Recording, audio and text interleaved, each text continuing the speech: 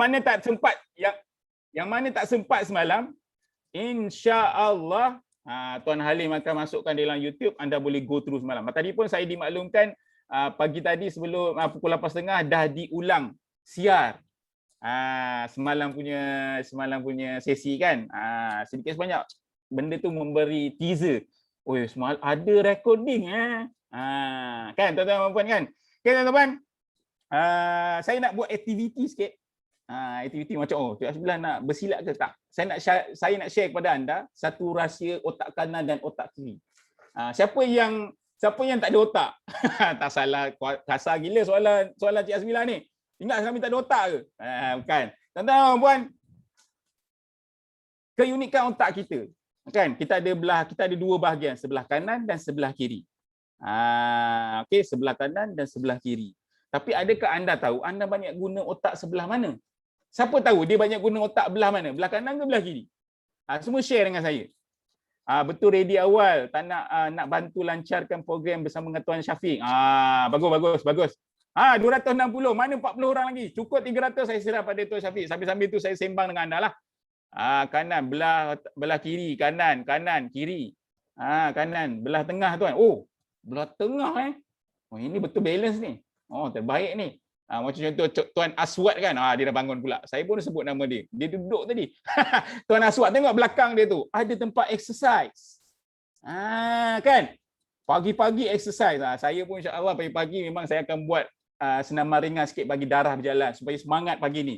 Sebab apa? Kalau tuan-tuan bangun, mandi siap kan, dia akan jadi macam lemau je kan. Kena buat gerakan sikit. Selataranya kat bahagian sinilah, bahagian tangan lah. Supaya pergerakan anda, jantung anda dapat pump darah dan anda akan rasa semangat. Insya-Allah. Okey tuan-tuan dan puan. Rambut belah tengah. Okey, jom saya share kepada anda mungkin anda dah tahu apa function otak kanan dan otak kiri. Kan, otak kanan ni buat apa, otak kiri ni buat apa. Kan? Saya nak ringkas je sebab kalau nak panjang lagi saya takut nanti tak sempat saya nak share. Dan yang ini dapat menentukan anda sebenarnya banyak menggunakan otak kanan ke banyak menggunakan otak kiri. Saya nak share ni, excited tak saya nak share? Kalau macam tak menarik lah otak kanan, aku nak tahu pasal ejen ni, cerita pasal otak pula. Siapa excited? Kalau tak excited, saya serah pada Tuan Syafiq lah. Tuan Syafiq pun dah ready dah ni. Nak tahu tak laju. Orang tak check laju. Nak 1, 2, teruskan 3. Tak boleh share nak kanan mau nak slow. Lagi laju. Saya nak check tu macam tu. Nak. Go nak. Okey, laju dah. Itu terbaik. Exercise tangan. Okey tuan-tuan dan puan. Saya kena belakang sikit. Okey tuan-tuan dan puan, jom saya share satu slide supaya anda semua sikit sebanyaklah kan dapat tahu tentang kegunaan anda punya bahagian otak. Kan? Mungkin ada cakap, alamak.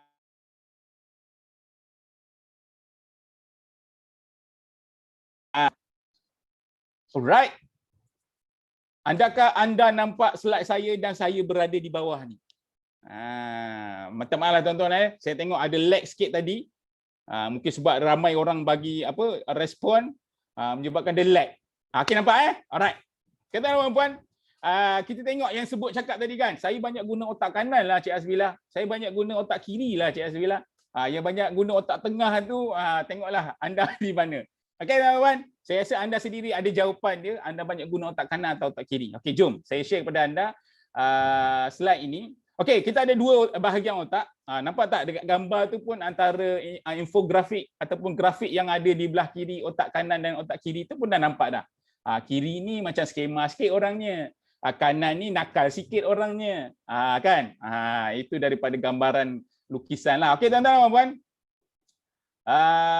Dia lag sikit tuan-tuan. Dia lag sikit. Dia lag. Dia lag. Seperti yang sebut tadi, ada lag sikit. Sekejap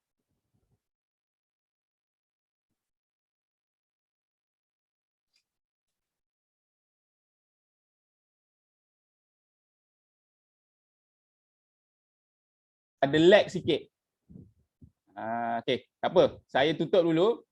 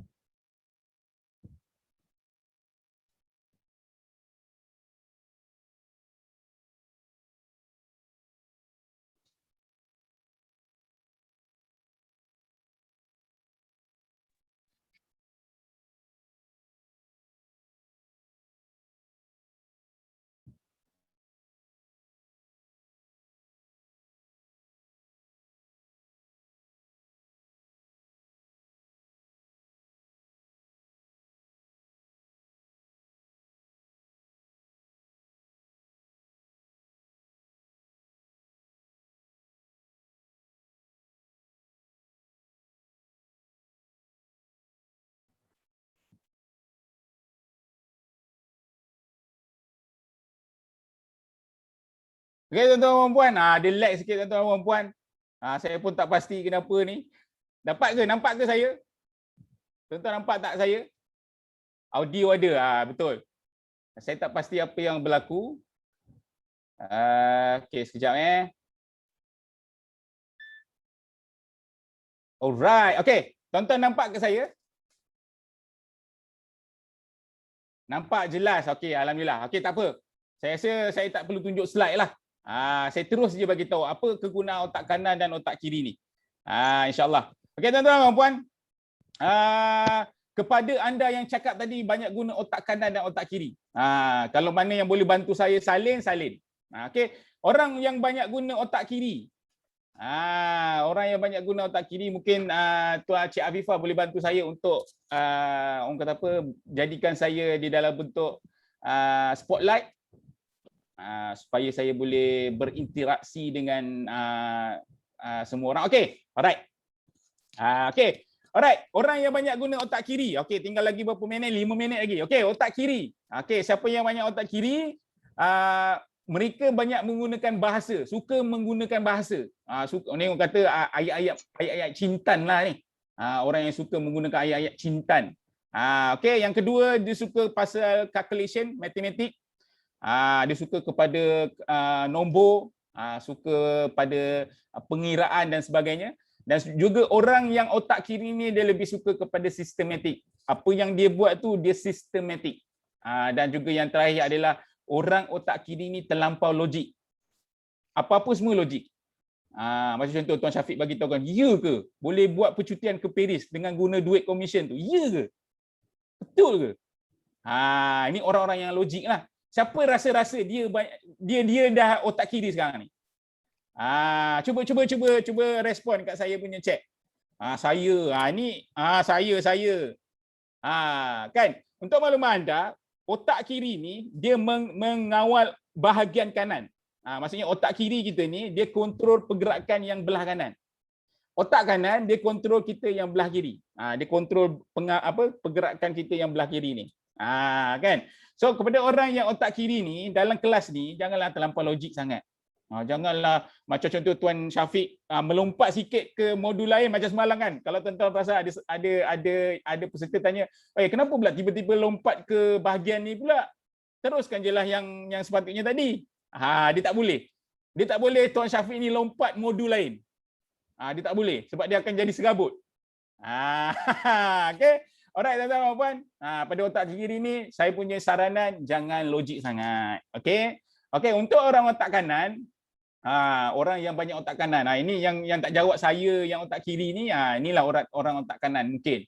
Dia suka kepada warna. Macam contoh background saya kan. Dia suka kalau speaker bercakap dia suka ada background kat belakang. Yang ada warna-warni sikit. Dia suka bila kalau dia menulis nota dia suka color-color, highlight. Dia kalau tak ada highlight dia tak boleh study lah, dia tak boleh nak belajar lah. Okey. Yang kedua dia suka muzik. Semalam ada kan, kalau anda perasan peserta kan ada chat ni. Tak ada ke nak pasang lagu ke time-time rehat ni ke, tak ada nak pasang sebelum Cik Asbilah ke Tuan Syafiq bercakap ke, tak ada nak pasang lagu ke? Dia tak boleh. Dia tak boleh. Dia macam kena ada lagu sikit lah, semangat sikit. Sebab tu semalam kalau saya buat aktiviti, jawab pre-test ke dan sebagainya, saya akan pasang lagu. supaya orang yang otak kanan ni dia boleh buat. Kalau anda perasakan, ada tak anda jumpa kawan-kawan anda yang tengah study, dia dengar lagu. Itu orang otak kanan lah tu. Okey. Seterusnya, terlampau emosi, kan? Dia rasa geram je. Orang masuk, bila masuk Zoom, terus mic lah, mute tu mic lah, mute kan mic korang ni. Tak payahlah buka suara nak bercakap, kau nak bercakap, speaker nak bercakap, Tuan Halim nak bercakap, kau nak bercakap. Dia geram, dia emosi sangat. Okay, dan yang terakhir, dia suka imaginasi, dia suka berhayal. Dia suka berhayal. Siapa orang dia? Dia suka, kalau Tuan Syafiq katakan, okey, ini pricing structure ni, anda boleh bagi reward kepada anda punya agent dan sebagainya, dan boleh bawa pergi bercuti dan sebagainya. Dia dah nampak dah tu. Dia tak fikir apa macam mana nak buat tu, dia dah fikir, best lah, ada sistem agent boleh buat pergi Paris lah, boleh pergi bercuti lah. Kan? Ini otak kanan dan otak kiri. Macam mana nak tentukan saya ni otak kanan dan otak kiri? Saya rasa saya nak sambung tengah hari nanti, lepas rehat. Macam mana nak tentukan anda otak kanan atau otak kiri? Seperti mana yang dia dalam chat ni, tengok ni kan. Saya macam kanan je. Tadi aku jawab kiri, tapi macam kanan je aku ni. Kan? Sambung. Dia tak boleh terus bagi. Cik Puan Selina, sambung pula Cik Sembilan ni. Sambunglah. Nak jumpa saya lagi tak tengah hari ni? Kalau tak, saya bagi Tuan Syafiq teruslah. Okay, tuan-tuan dan puan, saya kena sambung. Sebab saya nak tuan-tuan dan puan-puan pastikan excited nak tunggu Cik Asbilah ni. Kan? So tuan-tuan dan puan, insya-Allah petang nanti lepas rehat saya akan sambung macam mana. Ada 3 teknik, 3 cara macam mana anda nak tentukan anda otak kanan dan otak kiri. Dan kenapa? Kita kena tahu kita ni otak kanan ke otak kiri. Sebab kita tak boleh sangat nak guna otak kanan sangat. Kita tak boleh nak guna otak kiri sangat. Saya dulu ni tuan-tuan dan puan belajar tentang otak ni tuan-tuan. Rupanya saya ni banyak menggunakan satu bahagian otak saja. Menyebabkan saya baru sedar, patutlah aku kadang-kadang tak boleh nak buat kerja ni. Patutlah aku tak boleh nak rasa nak buat kerja ni. Dia berkaitan dengan multitasking. Dia tak memberi keizinan atau memberi galakan kepada otak satu lagi untuk bekerja. Macam contoh kan, anda terlampau dominan di belah kanan, tapi tidak dominan di belah kiri. Kan? Biasa kan? Itulah function dia. Supaya anda push, aku nak otak tangan kiri aku ni bergerak pergi pantas. Terutama kalau orang patah tangan kanan ke, dah lah dominan kanan tapi patahkan tangan kanan. Tangan kiri ni lah jarang guna. Kan? So itulah antara perkara yang ini saya belajarlah. Kan? Betul. Teringin pula nak makan otak-otak. Jangan macam-macam, jangan jadi zombie tuan-tuan dan puan-puan. Otak kan. Okey tuan-tuan, sekarang ni saya nampak mungkin Cik Afifah boleh bantu saya masukkan Tuan Syafiq ke dalam spotlight supaya saya nampak Tuan Syafiq dah ready, dan selepas itu saya akan kepada Tuan Syafiq lah. Tuan Mutalib, ini antara peserta yang saya suka baca dia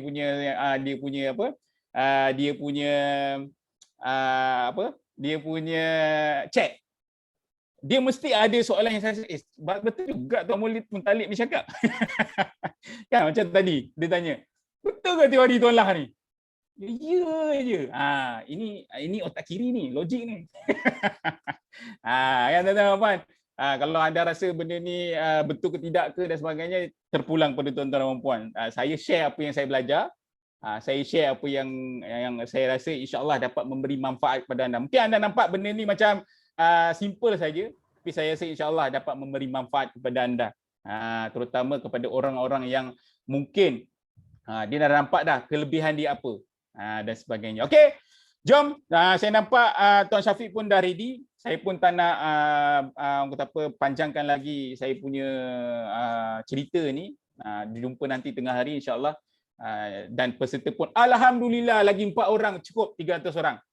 Saya dah memenuhi KPI saya Tuan Syafiq untuk pastikan orang penuh. Dah penuh dah. So Tuan Syafiq dah boleh mula, orang lain pun dah boleh follow daripada mula sampai ke akhirnya insya-Allah. Okey, tanpa membuang masa saya serahkan kepada Tuan Syafiq dengan lafaz bismillahirrahmanirrahim. Silakan Tuan Syafiq. Assalamualaikum. Alright, Assalamualaikum warahmatullahi wabarakatuh. Apa khabar tuan-tuan dan puan? Dengar ke suara saya? Alhamdulillah. Boleh komen tak dekat ruangan chat? Alhamdulillah dengar. Okey, semua berada dalam keadaan yang baik hendaknya. Semalam kita banyak belajar, alright?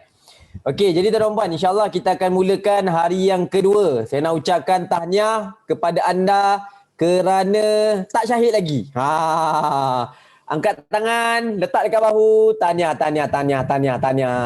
Kan? Sebab apa? Sebab kelas online ni dia banyak bergantung kepada kejujuran anda, kan? Semalam saya buat waktu pricing structure tu, kan, macam-macam gaya saya nampak kat kamera, kan. Ada yang saya tengah cerita tu lentok elok punya, kan. Kan. Almaklum lah benda-benda berkaitan dengan pengiraan, kan. Ramai orang tak nak buat benda tu. Orang nak fokus pada rekrut, pada urus, pada grow, nak buat apa dengan ejen. InsyaAllah topik tu saya akan sentuhkan pada hari ni. Semalam pun kita dah buat sikit. Tapi apa yang saya share semalam sangat penting, tuan-tuan puan. Jujurnya saya beritahu sangat penting. Semalam saya dapat PM lah daripada salah seorang peserta. Saya rasa Puan Suhana. Puan Suhana, tak tahu Puan Suhana ada ke tak kat sini. Alright? Ada. Kan? Ada, alright. Jadi Puan ada komen lah tentang pricing structure. Saya sebenarnya ada sejarah lah. Sebelum saya masuk, saya share sikit lah. Saya yakin tuan-tuan dan puan-puan bukan kali pertama lah datang kelas ejen. Ada je tuan-tuan dan puan-puan mungkin pernah beli e-book, pernah hadir mana-mana program ataupun kelas lain yang ajar pasal ejen. Dan semua guru mengajar ilmu yang betul dan tak ada yang salah. Tetapi saya percaya setiap daripada orang, dia ada pegangan dia masing-masing. Ada pegangan dia. Dan saya nak share sikit lah apa yang saya maksudkan dengan bukanlah kata pegangan, tapi lebih kepada bila kita buat ejen, kita kena faham fahaman dalam ejen ni lah maksud saya. Sebab akan ada orang yang okey sekejap boleh tak enable team boleh minta enable kan tak saya punya sharing untuk saya punya tab saya. Saya nak tulis. Okey, sementara menunggu mereka set up. Alright, jadi basically dalam kita membangunkan dalam sistem ejen, okey, ada tiga komponen penting. Okey, tiga komponen penting. Ni kita cerita tadi tu semualah ilmu tentang rekrut semua tu kan. Itu betul, tapi dipanggil falsafah. Falsafah dalam ejen tiga benda. Pertama, leadership yang power. Dalam ejen memang leadership sangat penting. Leadership sangat penting.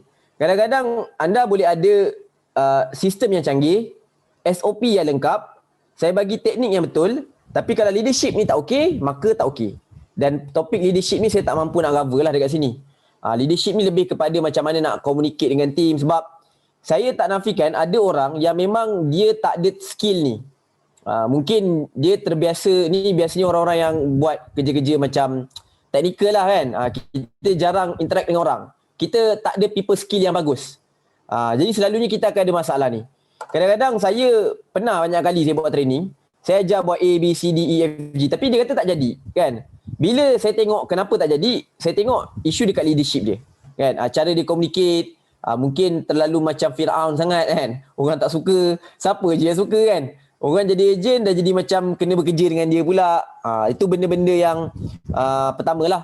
Okay, yang kedua adalah dipanggil sebagai proses. Proses ni kita kena ada proses lah.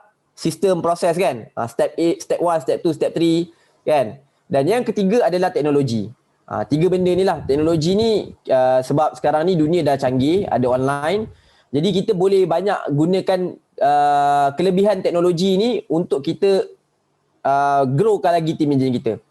Alright. Tapi saya secara peribadi antara tiga-tiga benda ni, kalau anda tengok training adalah ada orang lain banyak ajar tentang rekrut, ada ajar tentang macam mana nak handle team. Itu lebih pada leadership sebenarnya, topik. Dia dalam topik leadership lah kan. Tetapi macam saya percaya pada proses. Mungkin sebab background saya engineering, jadi dia terbiasa dengan proses. Jadi sebab apa? Sebab saya percaya bila kita tahu proses, kita boleh menghasilkan lebih banyak result yang predictable. Predictable ni maksud saya boleh dijangka. Contoh anda buat kuih keria. Kuih keria kan.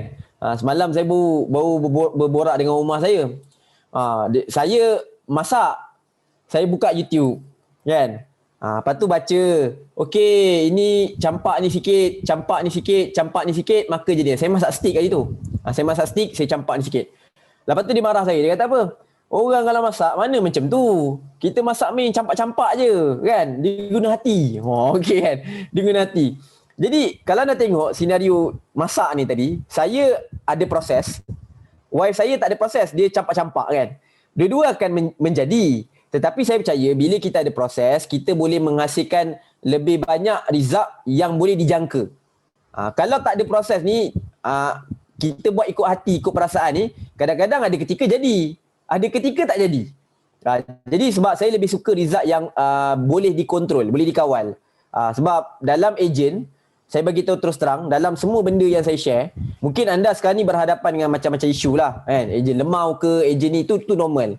Tapi saya bagi tahu jujur, sebenarnya number one issue dalam ejen adalah nak konsistenkan jualan.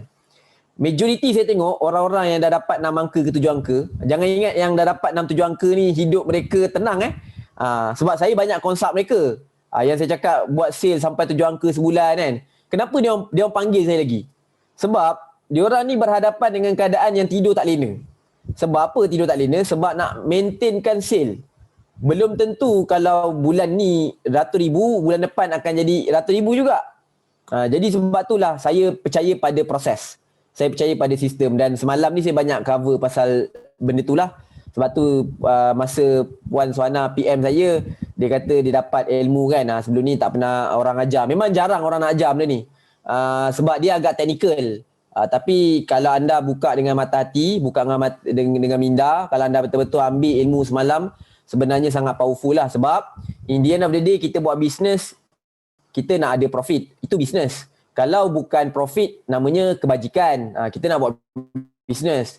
Jadi pentinglah kita kira kos. Kalau tidak, buat macam-macam penat lah. Duit tak ada kan. Banyak masuk, banyak keluar. Kenapa? Sebab tak tahu mana pergi duit. Kita tak ada allocation. Kemarin baru saya, ni ada one of client saya lah. Ni saya share sebelum kita masuk topik rekrut pada hari ni. Ada one of client saya. Kemarin saya cakap dengan dia, kalau nak buat kontes, buat reward, jangan buat ikut rasa. Okay, saya bagi tahu sebelum dia jumpa dengan saya, dia cakap dengan saya yang, dia kata dengan saya yang dia nak bagi motor Y suku dekat dia punya ejen ataupun stokis dengan masa stokis je lah. Saya cakap jangan, buat survey, tanya dulu apa orang nak. Dan ternyata daripada survey, ini ada 2 pecahan terbesar lah kalau anda tengok kat sini. Dan daripada 2 pecahan terbesar ni, yang paling ramai orang nak, mungkin tak nampak tak apalah, saya cakap je lah. Yang merah ni orang nak emas. Yang biru ni orang nak cashback 129. Yang kata barang elektronik ke barang-barang lain, gadget ke apa ke kan, memang peratusan ni sikit sangat. Jadi that's why saya cakap pentingnya data. Ini beza kalau saya yang buat dengan proses, dengan kadang-kadang ada orang dia tak buat dengan proses.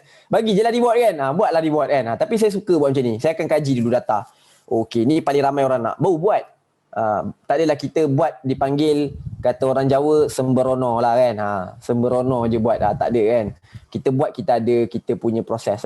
Alright. Jadi saya yakin banyak dah dapat. Cuma saya nak highlight beberapa perkara. Semalam ada saya dapat feedback kalkulator salah. Terima kasih lagi sekali pada Puan Suhana kerana memberi teguran, sebab saya tak perasan benda tu. Cuma bila kita buka semalam, kita nampak memang kalkulator tu salah lah. Jadi saya dah minta tim teknikal saya untuk betulkan dia punya sistem ni. Jadi dah betul lah insyaAllah. Jadi kalau tuan-tuan perempuan pergi balik ke dalam kalkulator ni, dah boleh dapat dengan betul lah. Semacam backward ni kan, RM12, ni RM6. Kita tolak, so baki ada RM6 lah kan. So baki RM6 ni dia pecah lah, RM3 sini, RM3 sini. So RM3 sini akan pecah lah 25% daripada margin HQ. Dia pecah lah sini. Kan. So dia dah jadi betul lah sekarang ni. Alright. Okay, tuan-tuan puan, jelas tak setakat ni? Boleh terangkan balik tak pie chart tadi? Okey, Tuan Mutalib, pie chart tu saya ada klien. Dia nak buat reward. dekat dia punya ejen. Cuma dia tak pasti reward apa nak bagi. Reward tu dia kata dia nak bagi motor Y suku, motosikal. Dia nak bagi Y suku. Maklumlah klien saya ni pun orang muda. Kan? Jadi dia nak bagi motor Y suku. Saya cakap bila buat reward kena survey dulu. Tanya apa yang ejen nak. Tanya apa yang stokis ke master stokis nak, baru kita buat reward. Dan bila dia buat reward, ini reward yang dia buat lah. Dan reward tu menunjukkan ada lebih kurang 46 dengan 42% orang nak cashback dan juga emas. Dua ni lah reward yang orang nak. Jadi reward cashback ni boleh jadi wang tunai lah kan. Maksudnya siapa dapat capai ni kita bagi duit kan. Macam tu lah. Dan siapa capai ni kita bagi emas kan. Jadi itulah maksud chat ni So far Tuan Mutalib jelas Kena buat survey dulu. Okay, part tu nanti saya akan share lebih detail tentang reward. Ni saya cerita secara mukadimah lah dulu pagi ni. Alright.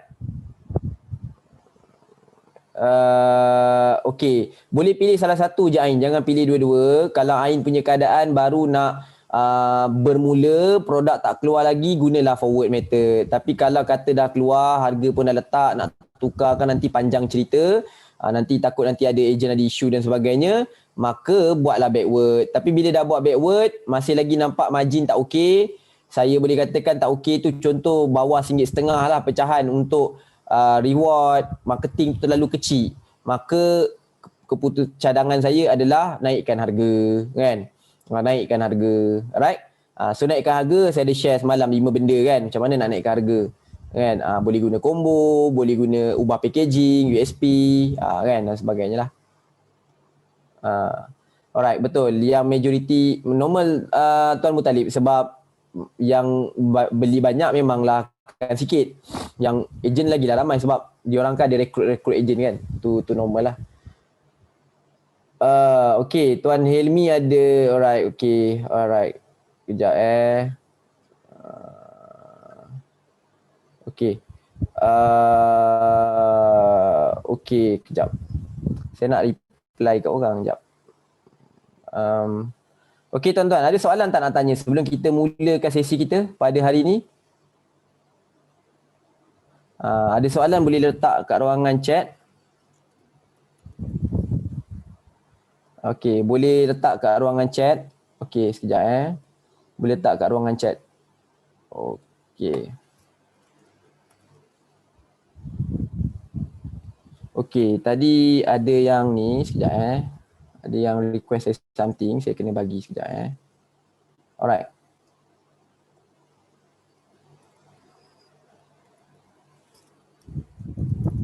Alright, okey. So ada tak soalan? Okay, so kalau tengok proses SOP, ya betul benda yang sama. Kadang-kadang ada orang kata benda yang lain tapi saya tak nak complicatedkan lah, benda sama lah. Yang penting tuan-tuan perempuan tahu step 1, step 2, step 3 nak buat apa kan. Dia tak adalah macam kita lost. Nak tanya margin dealer maksimum tu boleh bantu? Apa dia and Krepek. Stokis agent HQ handle juga ke? Stokis agent HQ yang handle juga ke? Teresa kata. Stokis maksud Teresa macam mana? Sebab Teresa ada master stokis ke? Okey, dia macam ni. Dalam kita menguruskan tim, okey, ada dua cara saya akan masuk kejap lagi lah, dipanggil dua cara pengurusan lah. Dua cara pengurusan. Okey. Pengurusan cara yang pertama, okey, adalah HQ handle semua. Tu cara pengurusan yang pertama. Cara pengurusan yang kedua adalah kita tak adalah HQ handle semua kan. Ni dipanggil kita letak bawah leader lah. So maksudnya kita jaga master stokis je. So yang lain Tuan share screen. Share screen. Tak nampak tuan tulis apa-apa. Saya tak ada tulis apa-apa. Saya cuma buat nota saya saja. Alright. Alright. Sampai mana tadi? Saya bila orang tanya saya terus terlupa apa saya cakap tadi. Apa tadi pasal Teresa tanya kan, ada dua cara pengurusan. Pertama HQ handle direct. Alright. Yang kedua adalah kita letak bawah leader lah. Maksudnya kita jaga master stokis. Lepas tu bawah tu ada agent, ada stokis yang duduk bawah tu. So dia ada dua cara pengurusan lah yang banyak digunakan dekat luar sana. secara peribadi dia ada orang ada pendapat. Ada orang yang nak mudah kerja, dia akan handle master stokis je. Stokis agent biarlah master stokis handle. Jadi tak banyak kepala nak pegang. Dia pegang yang ini je kan. Tapi saya secara peribadi, saya akan jaga semua. Kan? Saya akan jaga semua. Sebab apa? Mungkin saya pernah mengalami situasi lah kan, pengalaman saya yang mana bila kita buat macam tu, let's say lah master stokis ni dia dah besar dan dia pegang tim dia ni semua ni. Bila dia pegang tim dia, let's say lah berlaku apa-apa, dia akan meninggalkan sekali dengan tim-tim dia sekali dan meninggalkan kita, dan kita pun tak boleh nak kontrol kan. Sebab tu saya suka pegang semua. Maksudnya saya tetap akan minta master stokis yang handle, tetapi saya tetap akan banner repo dan turun ke padang sampai saya kenal ejen-ejen, terutamanya yang top-top lah kalau dah ramai, dan juga stokis. Kenapa saya buat macam tu? Sebab saya menggunakan konsep yang dulu digunakan, dipanggil dasar pecah perintah. Kan? Sebab kita nak memonopoli lah, nak pegang kan pengaruh kan. Sebab kadang-kadang bila kita punya leader ni tak perform ataupun ada masalah ke, kita tak tahu, jadi apa-apa ejen itu kita boleh tarik balik. Jadi benda ni tak adalah saya nak letak nota sangat, dia macam sharing sebab ada Teresa tanya kan. Jadi itu menjawab soalan Teresa lah. Alright. Okay, so okay, adakah dealer level stokis, adakah dealer? Jika flow dropship agent stokis, adakah stokis, adakah dealer? Dealer ni orang tengah, Tuan Mutalib. So dia adalah nama umum. Nak panggil stokis pun boleh, agent pun boleh, dropship tu penamaan kita secara lebih detail lah. Dealer ni amnya lah nama dia. Alright, margin dealer boleh tak kalau kita kurangkan ikut yang kita nak? Boleh, tak ada masalah. Sekali lagi saya bagi tahu pricing structure yang saya buat ni dia sangat fleksibel. Alright. So tak adalah kena itu je lah kan, ikut pada keadaan. Kalau anda tak nak bagi 20%, nak bagi 19% pun boleh. Nak bagi 25% pun boleh. Jenama yang belum dikenali sangat, tak apa ke letak amount yang tinggi untuk ejen beli? Komen. Okey, dia isu orang menjadi ejen bukan kerana ada jenama ataupun tidak. Tapi bagaimana kita dapat menampakkan nilai. Contohnya, saya bukanlah jenama yang bagus sangat, tapi nilai yang saya bagi banyak. So, orang tak ada masalah nak bayar lebih kat saya. Tetapi saya tak nafikan brand juga memainkan peranan. Tetapi itu bukan satu-satunya penyebab kenapa orang sign up ke tidak. Alright? Alright. Okay, forward tu semua margin tak sama jika dapat percaya overhead.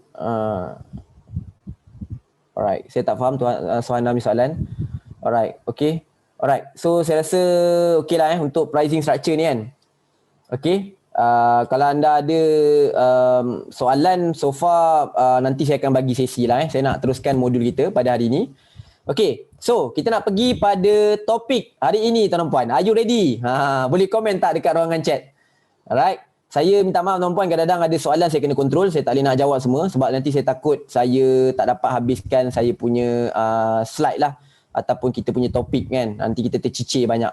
Yang lain ni ada soalan, mohon sabar dan kopi soalan tu. Nanti saya akan buka balik waktu rehat. Sekarang ni kita berada pada jam 9.50 dan macam biasa saya akan buat sampai jam 11 ke 10.45 lah, kita tengok macam mana. Dan saya bagi anda rehat dan kita akan sambung balik. Alright? Okey, jadi kita nak masuk pada topik yang berikut. Dan suka untuk saya flashback, semalam saya ada bagi kerja rumah. Dan saya dah tengok dah kerja rumah anda. Dan saya boleh komen secara amnya, saya tengok majoriti membuat package dropship yang betul dan membuat package agent yang betul. Cuma anda kena clear, anda tak semestinya kena ada dua-dua. Salah satu pun boleh. Alright, kalau anda main agent tak perlulah dropship tu. Alright, tapi saya share juga untuk anda tambah ilmu dan mungkin ada orang yang perlukan. Dan saya ada minta anda untuk buat keunikan untuk orang join jadi anda punya ejen. Alright, ni 4 faktor lah. Saya minta anda senaraikan 3 faktor. Dan saya nampak bila sepanjang tuan-tuan perempuan buat, okey lah, bagus lah apa yang tuan-tuan membuat tu. Cuma kena huraikan lebih. Mungkin untuk tujuan latihan tak ada masalah, kita mungkin letak ayat kan. Contoh kita cakap bertahan lama. Apa kesan bertahan lama ni? Bertahan lama ni kesan dia adalah orang boleh bina bisnes dalam jangka yang lama lah. Tak adalah kalau company baru atau mungkin kalau company tu tak kuat, hari ni buka besok tutup kan. Tak adalah macam tu. Alright. So saya nampak dari segi part faktor ni tuan-tuan perempuan buat dengan baik. Saya rasa tak ada banyak benda saya nak komen lah. Melainkan yang case pricing structure tu memang saya nampak banyak kacau bilau sikit kan. Alright. Jadi insyaAllah kita nak masuk pada topik yang seterusnya, iaitu dipanggil kaedah untuk rekrut ejen. Kan? Okay, sebelum kita pergi pada kaedah rekrut ejen tuan-puan, okay, saya akan tunjuk slide tapi saya nak conteng dulu. Saya nak tanya, berapa ramai kat sini pernah dengar perkataan namanya copywriting? Boleh tak komen tuan-puan? Bukan copy and paste Kalau tak pernah, cakap tak pernah. Kalau pernah, cakap pernah. Yang pernah okey lah, pernah dengar kan. Tak adalah macam loss langsung kan. Sebab saya takut ada orang tak tahu, tak pernah dengar tapi tak tahu tak apa. It's okay kan. Tapi pernah lah kan. Kita tahu copywriting adalah penulisan iklan untuk tarik orang jadi ejen kan. Tu bahasa mudah lah. Okay, pernah dengar. Alright. Okay. Pernah dengar tapi tak tahu. Okay, no problem. Right, saya nak share something dekat anda.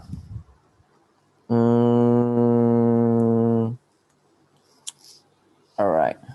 Okay. So, kalau anda tengok dekat dalam ni, saya ada tunjuk saya punya whiteboard. Nampak Okay.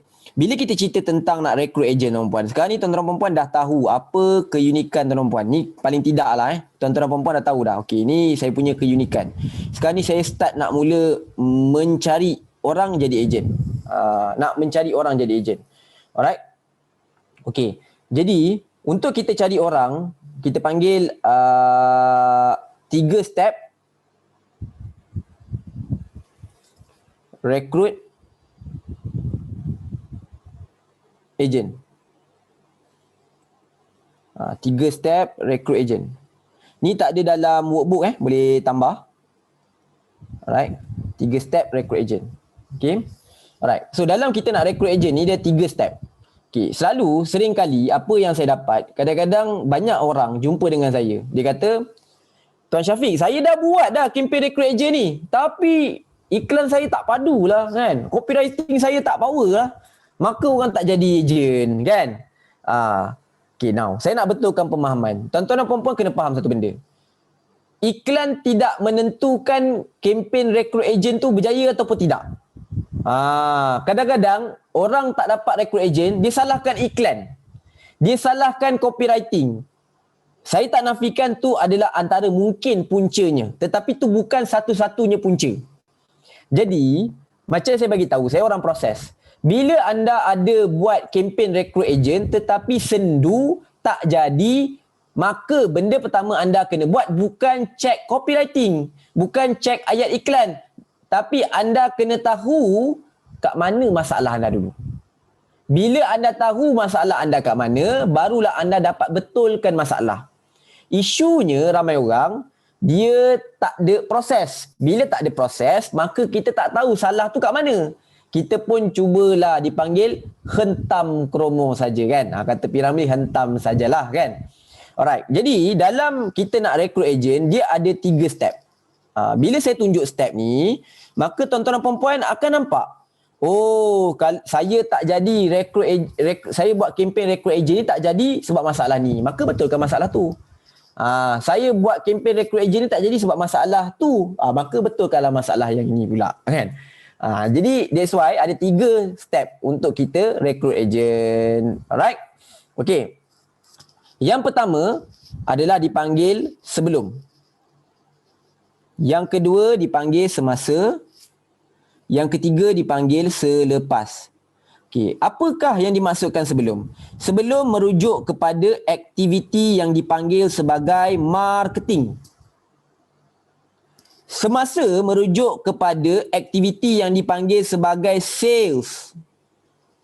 Selepas merujuk kepada aktiviti yang dipanggil sebagai CRM. Okey, tak faham tak apa, nanti saya akan terangkan satu persatu. Alright?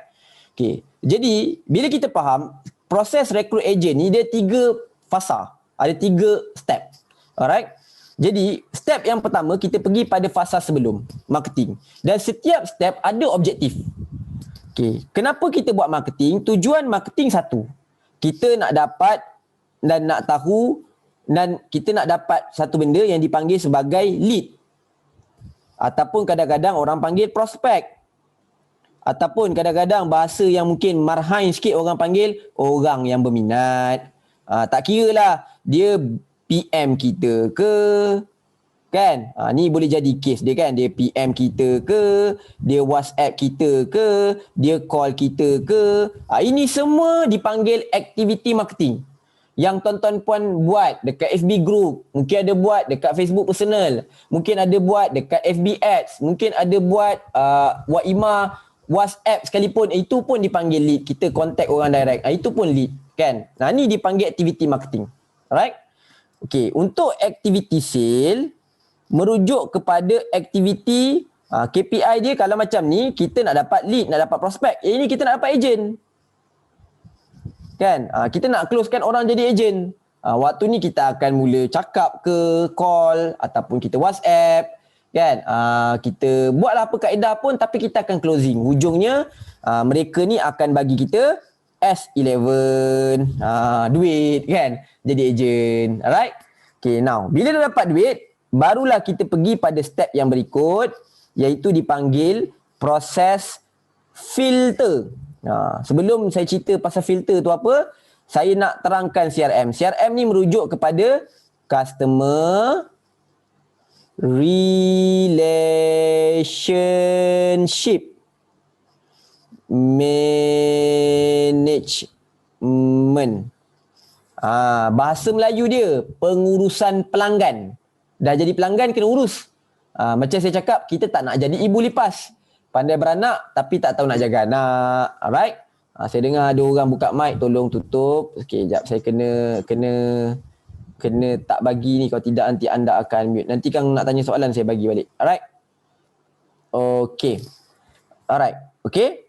Filter. Jadi selalu orang tanya, saya ada ejen tapi ejen tak berkualiti. Masalah dia kat mana? Kita kena tahu. Jadi ada 3 step. Alright? Okay, saya akan terangkanlah satu persatu lah. Jadi aktiviti marketing ni mudah lah. Ni dipanggil bahasa mudah dia iklan lah kan, yang tuan-tuan dan puan-puan buat ni. Tak kira lah guna cara FB group ke. Kejap lagi saya terangkan lah 8 cara nak buat iklan kat mana. Kan? FB ads ke, kan? Nak pakai FB personal ke. Jadi ini dia apa dipanggil iklan. Yang ini pula dipanggil sebagai close sale. Kita nak close sale lah. Banyak cara boleh close. Ada pakai WhatsApp, ada yang close pakai call, kan? Biasanya ataupun ada yang berjumpa, pergi ketuk pintu rumah tu, masuk jumpa, kan? Yang kenal-kenalan terdekat kita buat macam tu lah kan. Tak adalah nak call, nak WhatsApp. Tak kira apa kaedah. Ni kaedah biasa orang guna lah. Alright. Okay, so saya nak pergi satu persatu dululah tuan-tuan puan untuk kempen rekrut ini. Jadi sebelum saya pergi lebih jauh, okay, bila kita tengok 3 ni, kita akan faham lah. Jadi bila kita punya kempen rekrut ejen ni tak jadi ataupun tak ramai orang yang jadi ejen, kita kena tengok. Mungkin boleh jadi masalah tuan-tuan puan bukan pada masalah close sale. Masalah tuan-tuan puan pada iklan. Jadi kita perbaiki part iklan. Jadi kadang-kadang masalah tuan-tuan puan bukan iklan, masalah tuan-tuan puan dekat close sale. Orang banyak bertanya tapi tak join. So tuan-tuan puan perbaiki bahagian close sale. Tapi kadang-kadang tuan-tuan puan dah dapat banyak ejen tapi banyak yang join tapi krik-krik, tak berkualiti. Maka tuan-tuan puan betulkan dekat bahagian CRM. Macam mana tuan-tuan puan urus ejen tu. Jadi baru kita tahu solution yang tepat pada masalah yang tepat. Itu yang saya nak sampaikan. Alright. Okay, jadi sekarang ni sebelum saya masuk satu persatu lah kan. Okay, kita nak tahulah dipanggil pengiklanan kan. Pengiklanan. Okey, apakah, macam mana kita nak tahu iklan bermasalah ke close sale yang bermasalah? Kan? Nak tahu ni, saya kena buat kali lain lah nanti takut tuan-tuan perempuan keliru. Sekejap. Okey, ni kita nak masuk, macam mana kita nak tahu masalah kat sini ke, masalah kat sini ke, masalah kat sini. Kita nak tahu masalah tu. Alright. So, untuk tahu masalah dia ada kat marketing ataupun tidak, okey, dia macam ni. Secara jujur, bila kita buat marketing, Okay. Dia ada dua lah. Satu online, satu offline. Cara kita nak buat marketing untuk cari ejen ni. Alright. Saya akan terangkanlah apa benda-benda senjata yang kita boleh gunakan. Online lah yang kita buat dekat online, kat FB, kat IG ni semua online lah. Offline lah kita pergi surau, tampal poster, letak flyers tu semua offline Faham Saya harap perkataan offline ni bukan satu perkataan yang susah nak faham lah Alright. Saya cuba nak memarhainkan bahasa sebab saya tahu ada orang yang tak pernah dengar. Okay. Dan kalau kita tengok, tak kira lah dalam online ke offline, dia ada dua cara. Okay. Pertama adalah dipanggil free course marketing. Marketing percuma tuan-tuan puan. Di online pun boleh buat marketing percuma, di offline pun boleh buat marketing percuma, kan? Okay. Yang kedua dipanggil sebagai paid marketing. Okay. Marketing berbayar. Kita bayar barulah buat, kan? Dan selalunya kalau kat sini orang guna FB Ads, kan? FB, IG ni sama je lah sebab dia satu company FB dan IG adalah satu company. Pada tuan-tuan puan yang tak pernah buat ads, saya bagi tahulah, kan? Facebook dan IG. Ada orang kata TikTok macam mana tuan buat? Tuan, TikTok boleh juga buat, tak ada masalah. Tapi FB, IG ni pun buat tak habis makan. Kan? Boleh je nak buat TikTok, tapi kalau tak pernah buat, better lah buat yang mudah dulu, kan? Alright, FB dengan IG. Dan ada juga orang buat paid marketing. Saya ada seorang student, dia jual produk kosmetik. Dia gunakan tweet famous. Mungkin ada yang tak pernah dengar, kan? Pernah dengar Insta famous tak? Insta famous. Boleh pernah dengar tak Insta famous? Tuan-tuan puan, sambil kita berborak ni, tuan-tuan puan komen. Pernah dengar? Kan? Pernah, kan? Mestilah dengar. Tweet famous adalah orang yang kat Twitter, kan? Kat Twitter dia ada banyak follower. Insta famous pun banyak follower, kan? Jadi dia upah Insta famous ni ataupun tweet famous ni untuk buat review dan tarik orang jadi ejen. Boleh je buat. Tu salah satu kaedah. Okay, salah satu kaedah. Untuk ni lah Insta famous. Ni kira bayar lah. Okay. Untuk free course marketing yang kita duk pakai ni lah FB personal, kan? FB group, WhatsApp, kan? Ada yang pakai IG, kan? So inilah dia marketing. Clear Alright. Dan kalau tanya saya secara peribadi, saya suka buat ini. Saya suka buat paid marketing. Saya tak berapa gemar buat free course marketing. Tu saya lah. Peringkat awal nak try boleh lah. Tapi saya akan pergi pada paid marketing. Sebab free course marketing ni, isu dia adalah kita tak boleh nak tahu tahap kesihatan marketing kita. Sebab kita post, kan, kerap. Kita post je lah. Dan hanya berbekalkan rajin, gigih, konsisten. Semangat je lah post, kan. Tapi kita tak boleh nak ukur. Berkesan ke tak apa yang kita buat. Boleh ukur sebenarnya. Tapi dia macam tak bagus lah bagi saya. Okay, kenapa saya suka paid marketing? Okay, bila kita buat iklan berbayar, selalunya kita kena keluarkan duit. Betul tak? Biasanya kalau contohlah kita buat FB Ads, kan? Katakanlah kita diminta bayar dekat Mark Zuckerberg. Katakanlah, let's say saya ambil contoh RM100. Sekali lagi saya bukan spend 100, saya tunjuk contoh supaya mudah. Saya ambil dapat 100. Okey, daripada RM100 yang saya laburkan ni, okey, saya dapat berapa prospek? Saya akan kira. Katakanlah daripada iklan tu saya dapat prospek sebanyak 20 orang. Contohlah prospek. Ni belum beli lagi ni, baru nak tanya PM tepi. Ni semua geng-geng ni. So kalau buat pengiraan RM100 bagi 20, ada kalkulator tak? Boleh kira, kan? RM100 bagi 20 makna kata kos untuk satu prospek saya RM5 untuk satu prospek. Ini yang saya suka pasal paid marketing, sebab boleh kira. Kalau free course anda tak boleh kira. Dia bergantung pada banyak lead masuk lah. Banyak lah. Data tak ada. Banyak je. Banyak okey lah, sikit lah. Dia ikut perasaan. Sebenarnya kadang-kadang bila kita catat balik, tulis, kan, kita tengok data yang kita record, Sebenarnya sama je, cuma mungkin perasaan ketika itu, sebab kita ni kadang-kadang ada ketikanya perasaan tu jadi kaya, kadang-kadang perasaan tu jadi miskin kan. Banyak orang kata miskin ni ditentukan oleh harta. Bagi saya tak percaya. Miskin ni bukan pada harta, miskin ni pada rasa. Ada orang yang kaya banyak duit tapi dia rasa miskin. Ada orang yang miskin tapi hati dia kaya kan. Dia happy je dengan hidup dia kan. Jadi kadang-kadang kita ni adalah up down kan. Jadi kita tak tahulah yang waktu yang mungkin banyak kita rasa macam sikit kan. Macam itulah Alright. Okay. Alright. Okay, Teresa, like bukan kayu ukur kita.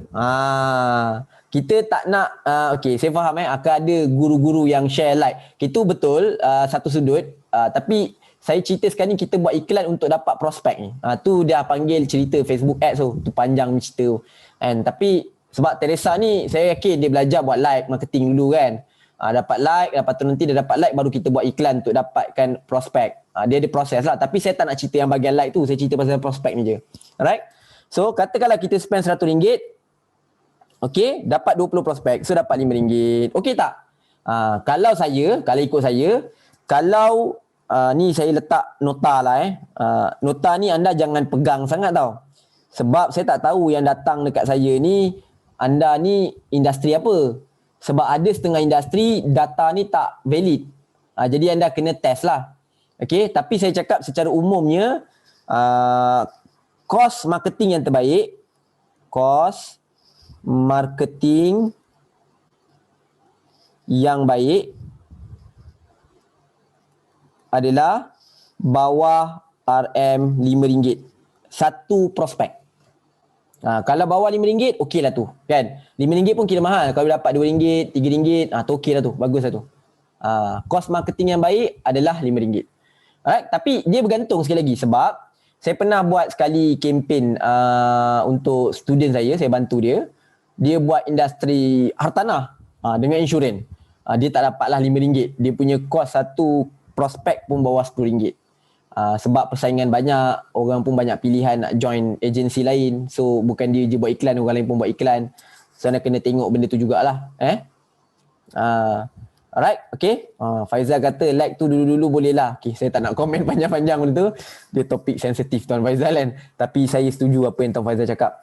Alright, okay. So, kos marketing yang baik adalah bawah RM5. Okay, clear ini? Tapi jangan pegang macam saya cakap. Dia tengok pada industri. Alright, tapi untuk anda dapat gambaran, dia okey lah. So kalau kata saya dah buat iklan dan saya tengok, kos saya bawah RM5. Okey ni marketing. So masalah saya bukan kat marketing. So saya akan pergi pada close sale. Pen color lain pula kita buat. Alright. Close sale. Alright. Okay tuan-puan, so far jelas tak dari segi part marketing ni? Nak tahu kesihatan marketing. Okey, sale saya mengikut berapa peratus. Okey, Nizam tu lain tu. Itu saya pun tak faham sangat soalan tu. Nanti mungkin boleh tanya saya. Tapi saya rasa soalan tu adalah kos marketing mengikut berapa peratus yang saya laburkan dalam marketing lah. Alright, macam saya cakap, okey, ini berbalik-balik pada marketing itulah. Jadi katakanlah kita ada target dalam 10% kan budget. So budget tu kita spend lah kat sini. Tapi of course lah bila kita spend, data ni kita nak kena tengok secara lebih detail kan. Kita spend tu keberkesanan dia macam mana kan. Tapi jumlah spend mengikut peratusan tu lah. Alright. Okay, kejap. Jelas Alright. So kita nak masuk pada closing. Close sale. Yang kita pakai WhatsApp, pakai call, pakai jumpa ke apa ke tak kisah kan. Tapi kita kena data sekali lagi. Dan close sale ni tak ada masalah lah. Anda boleh buat online, offline dan dua-dua pun anda boleh baca data. Boleh tahulah dia bagus ke tak. Tapi kalau macam yang marketing ni, kalau anda tak laburkan duit, benda tu hanya bergantung pada anda punya post free tu, boleh juga. Cuma dia bergantung pada semangat je lah kan. Kita tak tahu berapa kita labur dan tak tahu tahap efisiensi dia kan. Alright. Jadi kalau close sale, macam mana kita nak tahu close sale kita ni okey ke tidak? Selalunya apa yang saya akan buat, saya akan ada satu data ni dipanggil sebagai closing rate. Tahap closing kita. So, macam mana saya dapat? Pertama sekali, katakanlah tadi saya dapat 20 orang prospek. Okay. Dan dalam kes saya ni, saya buat closing menggunakan call. Saya tak suruh anda buat ni contoh saya nak bagi contoh. Alright. Dan daripada saya buat call ni 20% ni, daripada 20 orang saya call ni, katakanlah 10 orang join jadi agent. Maka akan jadi berapa? Kalau darab dengan 100%, kan, ni matematik sikit lah. 10 bahagi 20 darab 100%, maka 50% saya punya closing rate. Inilah saya punya closing rate. Okay, now kenapa kita nak tahu closing rate? Okay, sekali lagi, ini adalah data macam saya cakap dalam industri yang selalu orang gunakan lah. Okay. Kalau anda closing agent ataupun stokis ke, masa stokis ke, apply lah pada semua kan.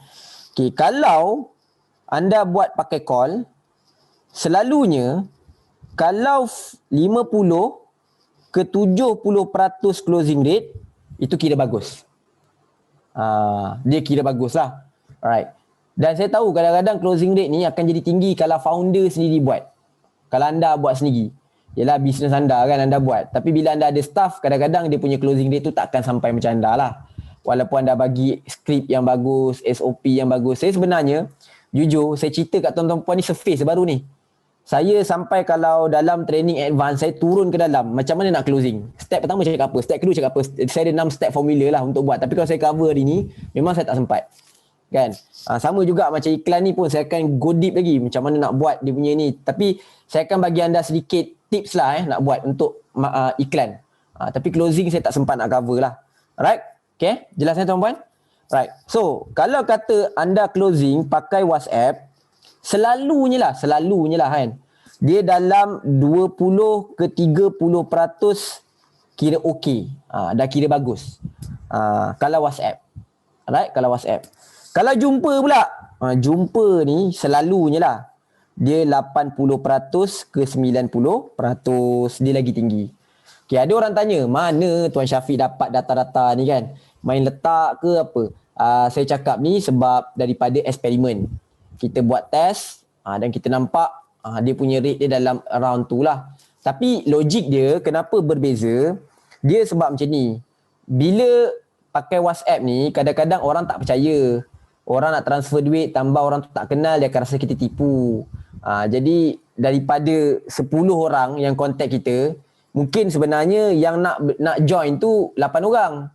Tapi sebabkan dia tak percaya kat kita, maka hanya akan ada dalam 9 mungkin daripada 10 orang tu mungkin ada 2 orang saja. Okey, sekejap tuan-puan. Alright. Okey. Alright. Okey. Ini untuk inilah call WhatsApp jumpa. Okey. So inilah kita nak tahu kesihatan kita okey ke tak.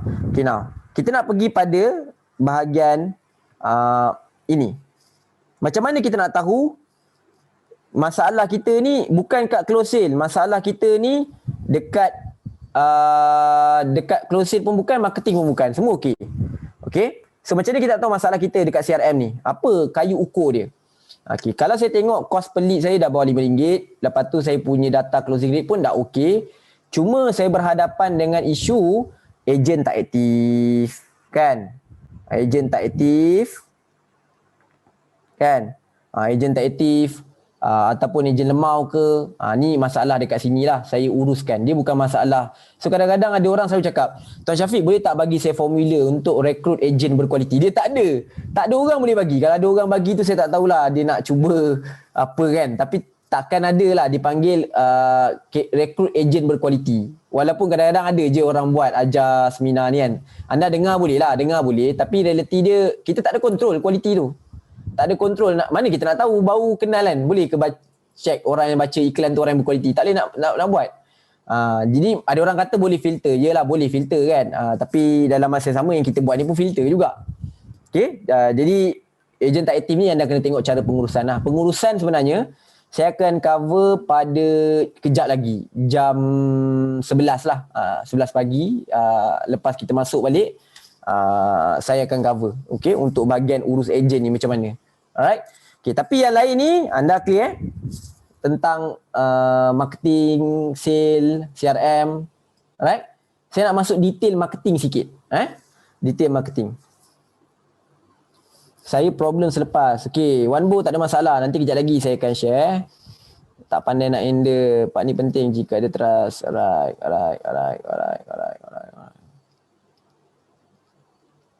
Alright. Okay, cuma tadi ada Sony tanya cakap situasi dia. Bab close ni susah sikit. Sebab tu closing ni kena power lah. Kan? Closing ni kena power. Dan ada je orang kata satu lagi cara dia panggil pakai website. And orang close pakai website pun boleh juga buat. Tapi closing rate dia selalu lagi rendah. Kalau dapat dalam 10% maksimum lah, tu pun power lah. Closing pakai website. Tapi ada orang kata kalau macam tu tak bagus lah website. Dia bukan tak bagus. Website ni memanglah rendah. Tetapi kita tak ada menggunakan orang. Dia automatic. So ada pro and con lah. So ada orang tanya nak guna mana dalam keempat-empat ni kan. Adakah nak guna ikut suka kita ke kan. Saya selalunya lah, saya akan tengok cara closing mana nak guna bergantung kepada kita punya, kan kita rekrut ejen kan.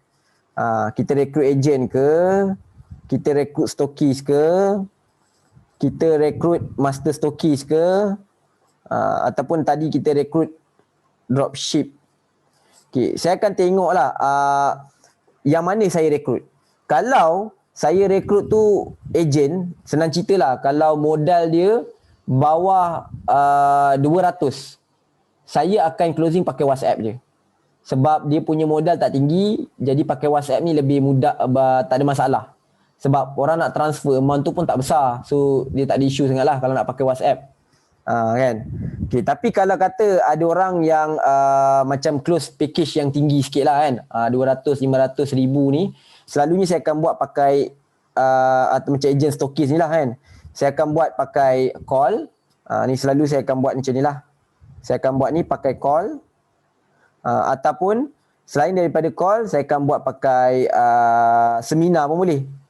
Ni satu lagi kita boleh buat seminar kan. Panggil orang datang ramai-ramai, kita terangkan dan kita closekan pun boleh. Tapi kalau yang ini saya akan pakai WhatsApp lah. Tapi tengok modal. Biasanya kalau modal bawah 100 setengah lah saya ambil. Saya akan pakai WhatsApp. Tapi kalau 100 setengah punya modal, alright, sampailah ke berapa, saya ambil dalam 3,000 lah kan, saya akan buat pakai call ataupun seminar lah. Alright. Tapi kalau lah sampai lebih daripada 10,000 ni kan, selalunya saya akan jumpa. Sebab nak bayar package besar kan, orang tak berani kan. Jadi ini adalah method closing saya lah. Alright. Jelas setakat ni?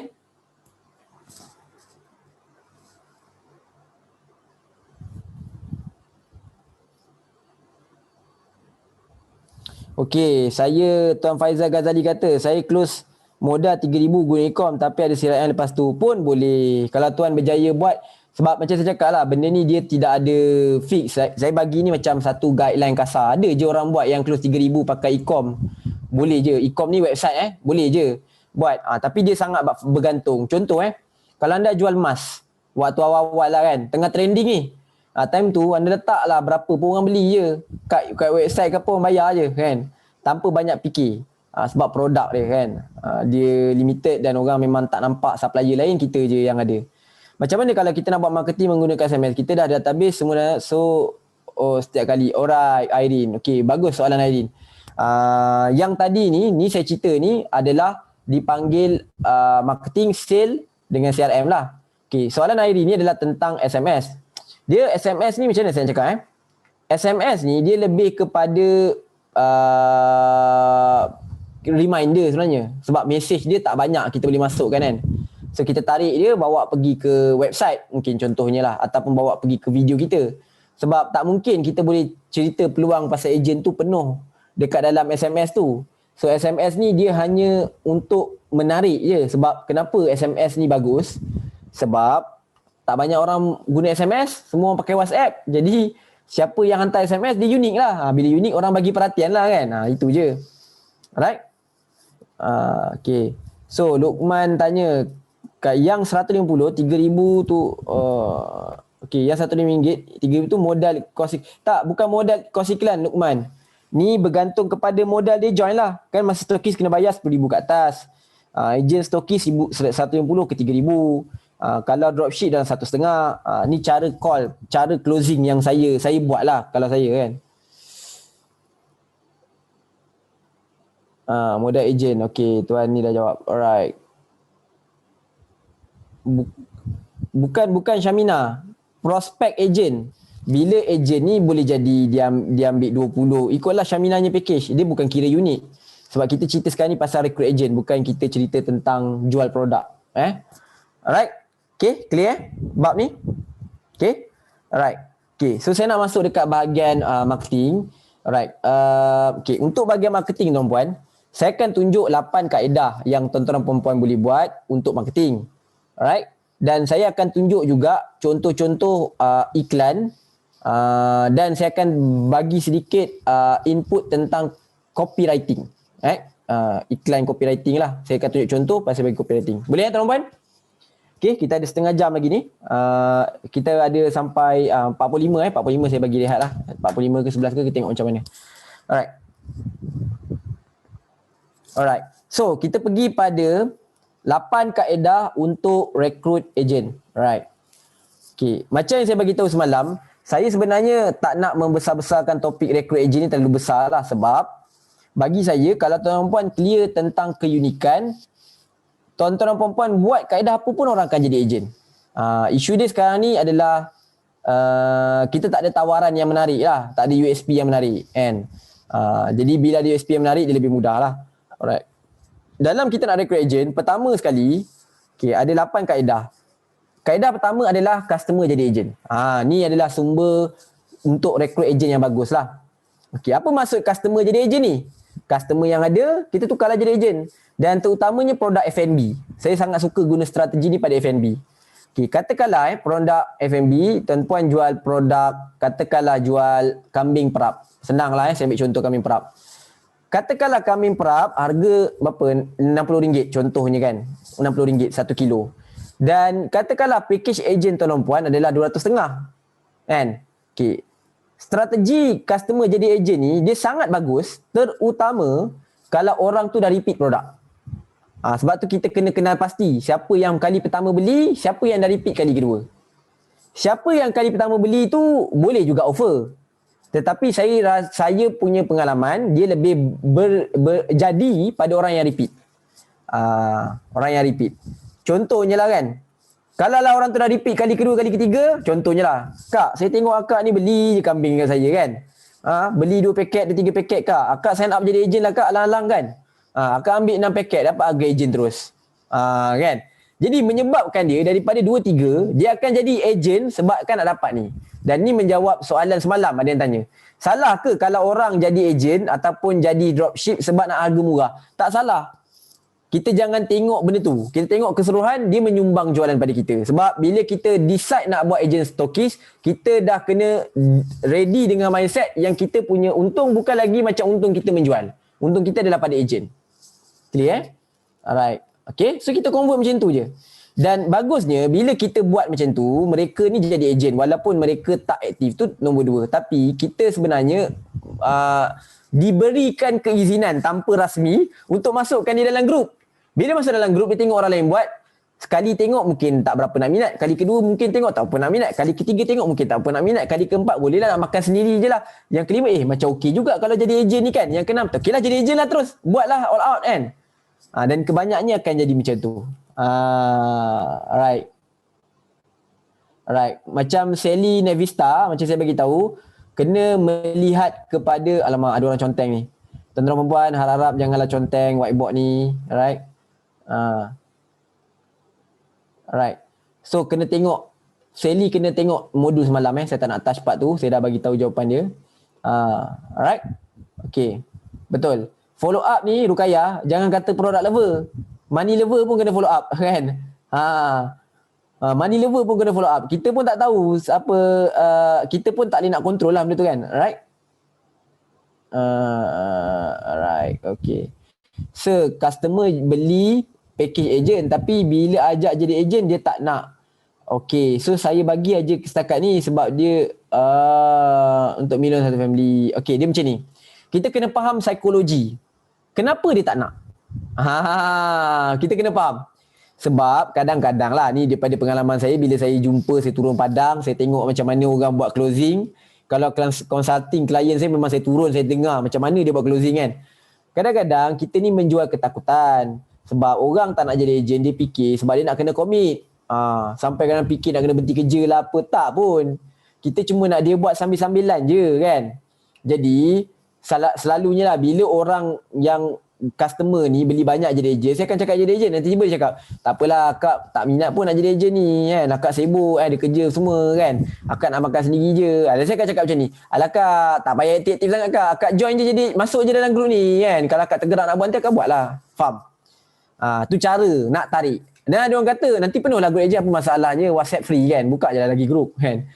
Bagi saya tak ada isu lah part tu kan. Dia mana nak menjual sebab dia nak makan je kan. Dia tak nak commit sebenarnya kan, sebab dia rasa bila dia jadi ejen ni dia kena letak komitmen kan, kena bersusah payah lah kan. Tapi ada orang kata kalau macam tu banyaklah ejen lemau. Nanti tenang anak muda, waktu uruskan nanti saya akan cerita macam mana nak filter orang macam ni supaya kita dapat menguruskan emosi dengan baik kan. Okey. Encik Syafiq, dengan kos RM100 yang sukses, dia datang 20 orang, hanya 10 orang, bukan ke bermaksud kos setiap orang RM10. Kadang yang serius hanya 2 orang, bukan kan bermaksud yang dilaburkan kos RM100 setiap prospek. Alright, dia macam ni. Kita kena fikir, saya faham Tuan Muhammad Ashraf cakap macam ni saya repeat soalan dia. Dia kata labur RM100, 20 orang masuk. 10 orang bermaksud bukan ke kos dia jadi RM10. Kos ni maksud saya Muhammad Ashraf bukan kos untuk ejen, kos untuk prospek. So tadi prospek berapa banyak? 20 kan? So itulah kos per prospek yang saya maksudkan tu. Sebab saya nak check kos marketing saya ada masalah ke tak. Kalau RM10 tu dah jadi kos per ejen, tu cerita lain. Sebab kos per ejen dia banyak faktor. Kadang-kadang bukan masalah iklan, leads masuk tapi kita tak berjaya close. Nampak? Lepas tu yang kata kat sini Tuan Muhammad Ashraf kata kadang yang serius hanya 2 orang, bukan kan yang masuk yang dilaburkan RM100, RM50. Yang serius ni kita kena tengok. Kadang-kadang ada serius tu, dia benda ni dia segi part dipanggil closing lah. Alright, saya secara jujur lah banyak soalan Tuan Muhammad Ashraf ni saya dapat bukan kali pertama. Dan saya ada satu case saya buat, ada salah satu klien saya ni, dia kata closing rate dia orang tak serius, prospek krik-krik. Ni saya tunjuk sikit ni data lah kita nak orang nak nampak baru percaya kan. Saya tunjuk data. Alright. Ni adalah salah satu klien saya. Dia cakap soalan yang sama macam Tuan Muhammad Ashraf. Dan dia nasib baik dia ambil consulting dengan saya lah kan.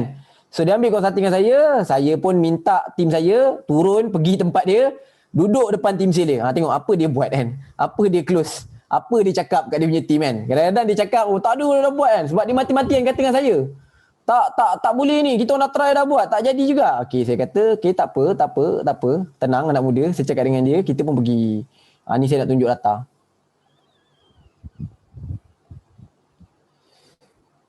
Daripada 2% naik 41%. Dia punya sale kalau sehari tu nak dapat 1,000 pun susah orang jadi ejen. Lepas kita buat troubleshoot, dia naik 41%. Dia punya sale pernah sehari tu dapat dekat 15,000. So maknanya apa? Closing penting. So saya tak tahu maksud Tuan Muhammad Ashraf tadi tu, kita kena tengok lah dari segi part closing tu macam mana kan. Alright? Tu dari segi part lebih detail lah. Sebab orang yang contact, dia mesti minat. Kalau tak, dia tak akan saja contact. Tapi akanlah ada orang yang memang dipanggil leads yang tak berkualiti ni akan ada.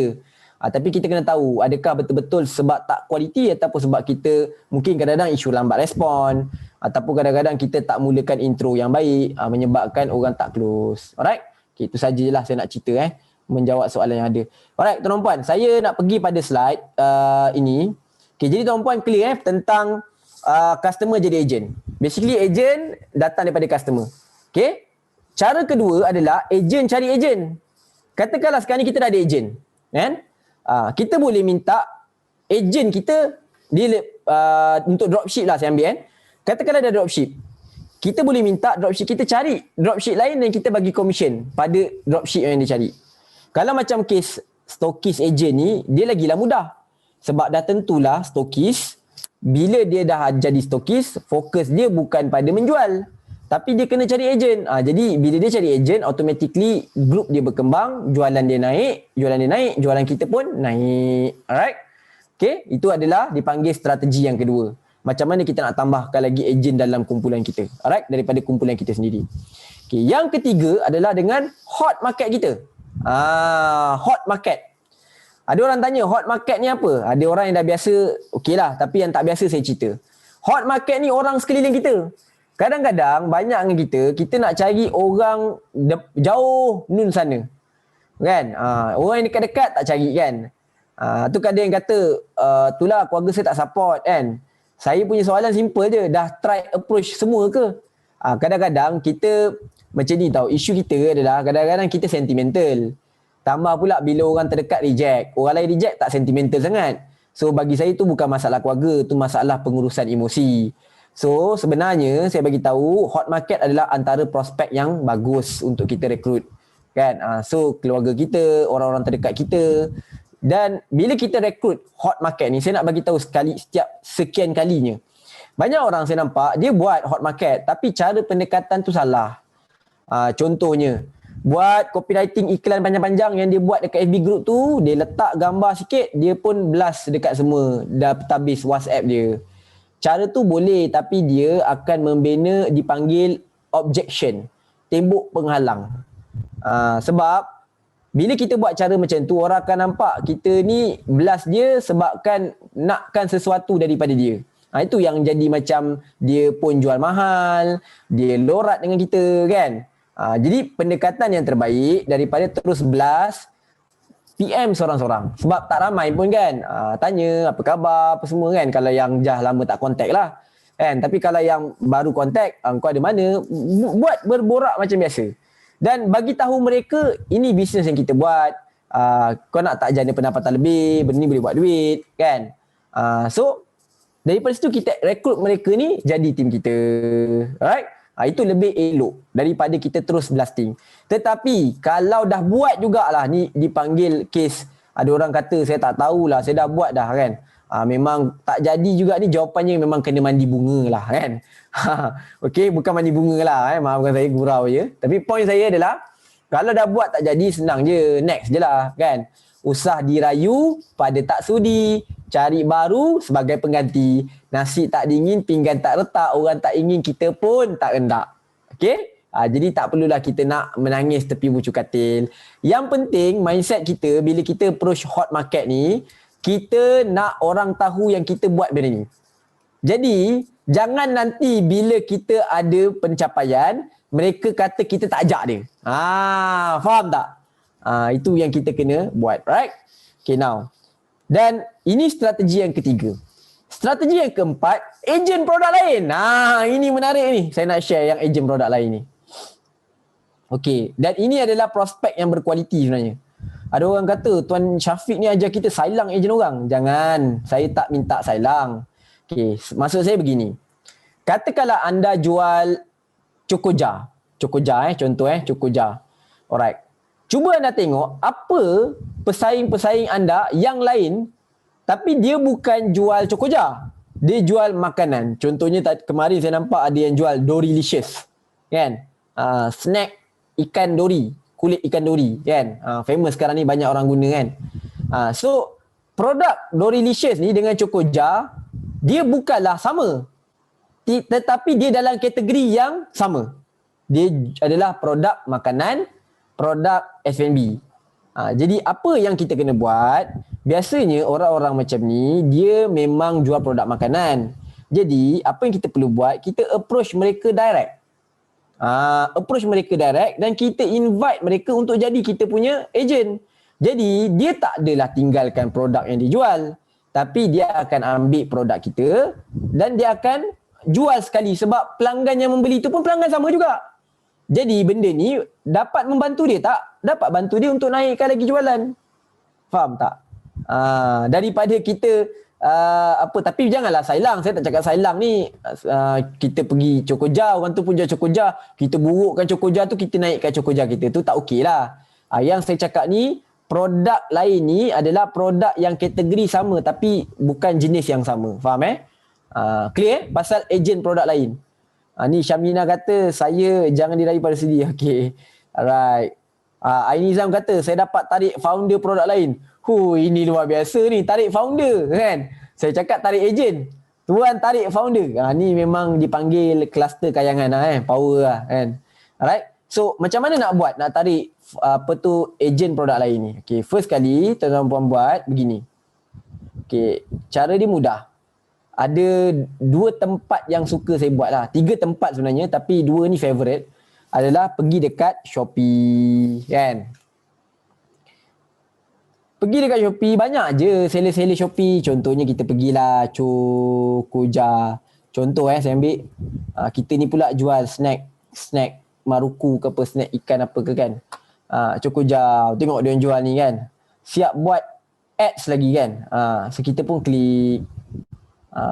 Lepas tu kita buat. Kita pun PM dia kan, contact dia, chat now. Sherry, Assalamualaikum. Saya nak tanya, cik ada jual Cokoja ke? Boleh saya tahu tak, ni HQ ke ejen tanya dulu kan. Saya ejen je. Okey, cik ni saya daripada XYZ. Saya tengok cik ada jual produk ni dan saya tengok cik pun aktif. Banyak listing-listing produk dekat dalam Shopee. Puji dulu. Okey, saya ada satu peluang. Nak tak kalau saya bantu cik untuk tambah pendapatan? Saya ada produk makanan tapi bukan Cokoja lah, produk lain. Jadi cik boleh jual sekali, dapat tambahkan lagi keuntungan sebab pelanggan dia pun pelanggan yang sama kan. Dia benda ni secara jujur, kalau tuan-puan pitching dengan cara macam ni, tak ada sebab orang menolak. Sebab kenapa? Siapa yang tak nak? Kita bukannya nak tarik duit, kita nak bagi lagi kat dia kan. Nak bagi dia peluang lagi jana pendapatan kan. Alright. Okay. Jadi mungkin untuk part ni, peringkat awal lah saya cadangkan, bila kita nak approach orang macam ni, tak adalah kita close jadi ejen terus. Boleh je kalau kita close. Tengok pada kekuatan produk lah. Tapi salah satu cara dia, kita boleh buat, okey macam ni cik. Cik ada tak alamat? Okey, cik bayar postage je dulu. Produk saya belanja. Ni ada trik dia. Kan? Saya bagi cik tester produk. Saya belanja for free. Tapi cik bayar postage je. Boleh tak? Lepas tu dia pun bayar postage. Tapi bila bayar postage, ni trik dia. Kita charge sebenarnya postage tu RM10. Tapi tester tu janganlah kita bagi sampai satu besin. Kita bagilah kecil. Sebab kos postage kalau anda pergi boleh je dapat RM5 kalau pack-pack kecil ni. RM5 ni anda reserve lah kos anda. Buatlah 2-3 pack. Lepas tu jadi tak RM10. Kita bukan nak untung sangat pun. Kita nak bagi dulu barang ni kat dia. Nampak tak? Clear Alright. Saya sekejap saya tak dapat baca komen.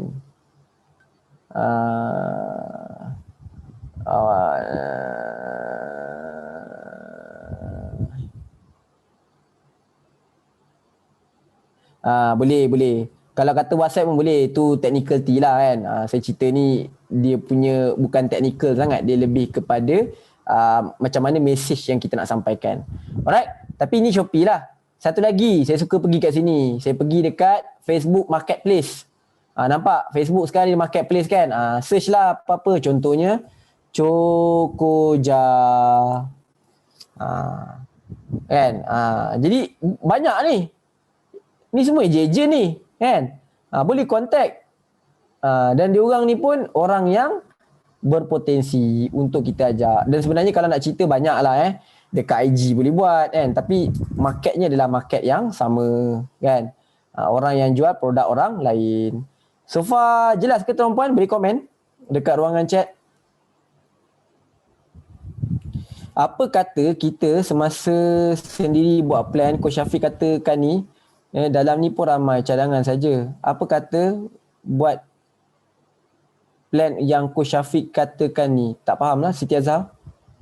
Alright, Lazada invite penjual dalam Shopee untuk join Lazada. Alright, okay. Alright, okay. Jelas jelas. Okay, sebab macam ni tuan-puan, seperti yang saya bagi tahulah. Saya buat selalunya training, kalau rekrut ni saja kat sehari tau. Ni cerita betul-betul kalau buat lah kan. Tapi sebab masa yang ada, saya ada slot dalam berapa minit lah untuk cerita. Jadi saya tak dapat nak cover banyak lah. Sebab kalau saya cerita pergi lebih detail, one step by step saya buat dengan tuan-tuan puan, terlalu detail, saya akan terlepas benda yang lain lah. Saya harap tuan-tuan puan-puan faham untuk program ni punya objektif lah. Alright? Okay. So, clear tentang agent produk lain? And by the way, saya difahamkan pihak Pharma pun ada plan nak buat advance agent. Jadi anda mungkin boleh request lah daripada pihak Pharma. Sebab macam saya hanya buat training berdasarkan request. Jadi kalau ada request, nanti insyaAllah kita boleh bincang lah lebih nak buat advance kan. Alright? Okay tuan-tuan puan? Alright. Jadi kalau kita tengok ni 8 kaedah lah nak rekrut agent. Alright. Jadi bila saya bagi, dia macam ni. Bila saya melalui 88 rekrut ni akan ada 2 golongan. Akan ada tuan-tuan perempuan yang jenis, wah bagus ni nampak idea terus buat. Tapi ada setengah perempuan yang macam tak clear lah, tak inilah, tak itulah, nakkan step by step. Okay, dia macam ni tuan-puan. Pada pendapat saya, step by step ni bagus. Tetapi pada pendapat saya juga, adalah lebih penting tuan-tuan perempuan nampak idea yang saya cakap, walaupun tak jelas, tuan-tuan perempuan jalan je dulu. Dengan kefahaman yang tuan-tuan perempuan ada. Langgar dinding tak ada masalah, tak ada ruginya. Langgar dinding.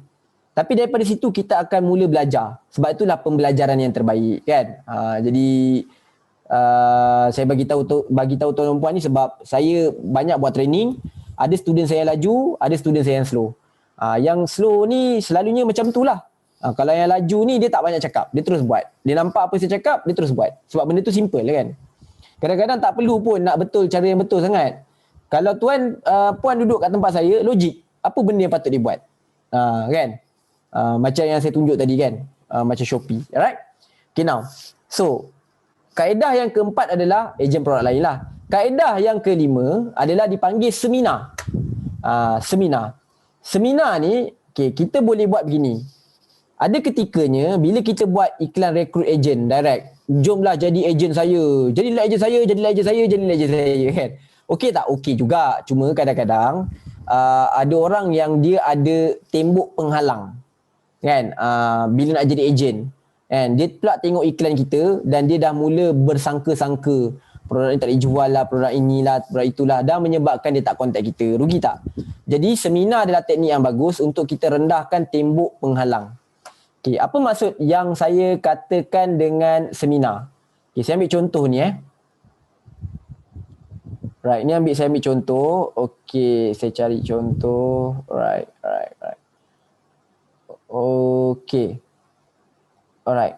So saya ambil contoh lah untuk rekrut. Okay, kejap.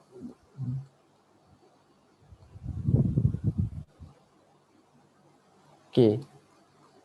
Ini adalah salah satu contoh lah kalau kita nak rekrut menggunakan seminar.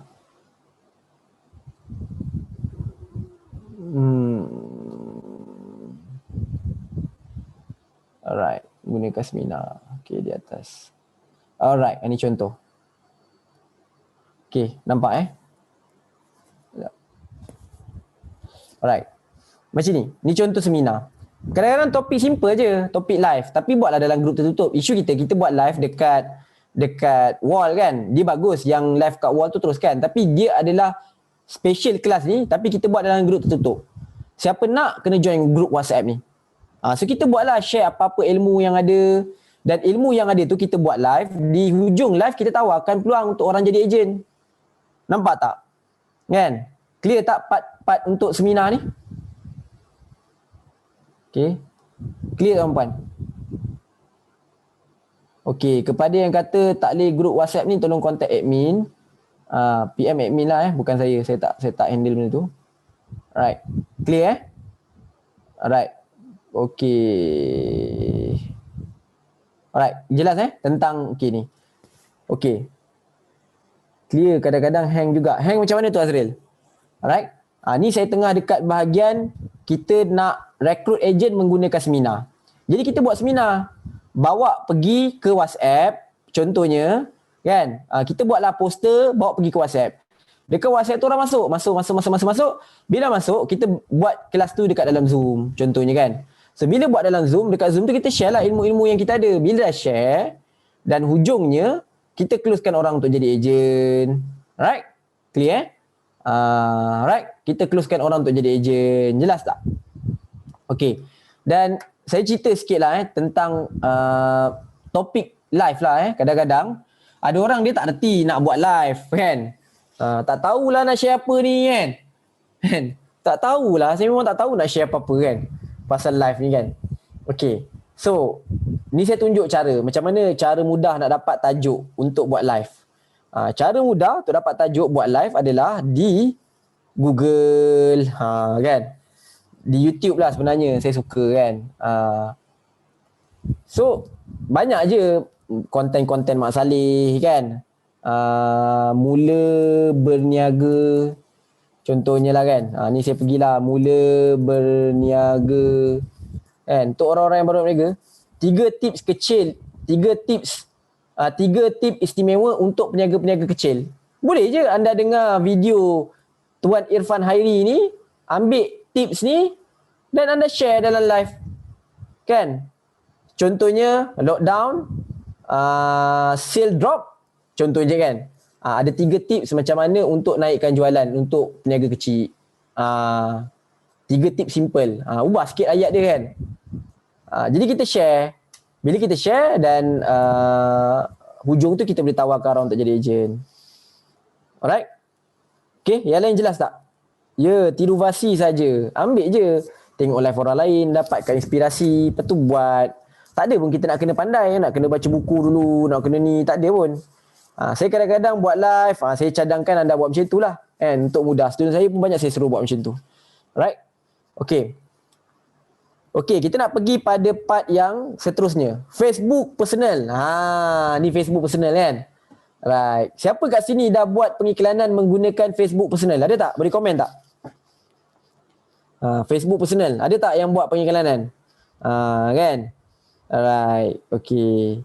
Okay. Alright. Okay. Dan ada yang kata memang okay. Dia ada 2 golongan lah. Pertama, anda yang memang dah ada ilmu personal branding. Sebab saya dengar nama pun buat personal branding. Bagus lah tu. Tapi ada orang yang dia tak ada personal branding kan. Jadi saya bagi tahu bila main game personal Facebook ni, anda punya friend kena ramai. Ni saya cerita yang paling mudah. Bab macam ni tau, kadang-kadang ada orang jumpa dengan saya, dia kata saya buat promotion ataupun iklan ke, ataupun bukan iklan lah, maksud saya ajak orang jadi ejen dekat Facebook personal. Tetapi tak ada orang PM. Jawapan saya, sebelum tuan-tuan perempuan cakap tak ada orang PM, tengok benda ni dulu. First, pergi dekat bahagian tuan-tuan perempuan punya profile, tengok benda lah ni dulu. Berapa banyak friend yang ada? Kalau setakat ada 200, tak ada orang PM, janganlah menangis tepi biola. Memanglah tak ramai orang nampak. Kan marketing nak bagi orang nampak. Kalau dah 4,000, kalau dah 200 orang, berapa kerat je nampak. Kan? Tapi kalau anda dah 5,000 tu lain lah. Ni cerita ni geng-geng dah personal branding ni cerita lain. Tapi benda tu yang paling asas. Jadi apa kena buat? Tambah friend. Pergilah dekat contohnya Fadil Livo. Ni saya cerita lah. Fadi Ghazali kan. Pergi kat Tuan Fadi Ghazali punya page. Contohnya kan. Pergi kat page Tuan Fadi Ghazali kan. Lepas tu pergi dekat bahagian ni. Kan nampak ada orang like 3 orang ni kan. Adalah yang ini yang jenis tak tinggi engagement. Ada setengah tu yang tinggi engagement kan. Sampai ada 1,000 like. Tapi saya nak bagi tahu jangan buat kerja pergi tinggalkan iklan dekat iklan orang lain. Saya tak naklah kata benda tu haram. Saya pun bukan ustaz. Tetapi saya nak bagi tahu cara tu tak betul. Alright, sebab dia keluarkan iklan, dia ada duit yang dia keluarkan. So kita buat kerja mudah tu, itu namanya teknik shortcut. So secara saya nampak orang lain ni, saya add lah. So kenapa saya add? Sebab orang ni dah confirm orang buat bisnes. Kalau tidak, tak adalah dia like Tuan Fadi punya. Mungkinlah ada yang tidak, tapi majoriti je. Clear? Penuhkan friend. Tu kalau Facebook personal lah. Kalau anda nak belajar tu lebih detail lah kan pasal Facebook personal ni. Copywritingnya, strategi postingnya kan. Tapi saya cerita benda yang paling asas lah itu. Kan? Tapi bila copywriting pun janganlah asyik-asyik duk menjual kan. Buat iklan macam dekat Facebook page, tak boleh. Facebook personal ni kena jadi orang. Itu je. Sharing, kadang-kadang share je. Pergi mana-mana, update lah. Dia senang cerita. Kita jadikan Facebook personal ni ibarat kita punya logbook. Apa kita buat update, tapi janganlah cerita aib-aib kita yang tak aib lah. Contohnya macam apa benda kita buat bisnes, tengah pack serunding, semua update. Update je. Bila update, orang nampak kita punya kan. Tak adalah anda nak jadi ejen, anda tak ada duit, asyik-asyik iklan. Boring lah orang dengar kan. Nampak?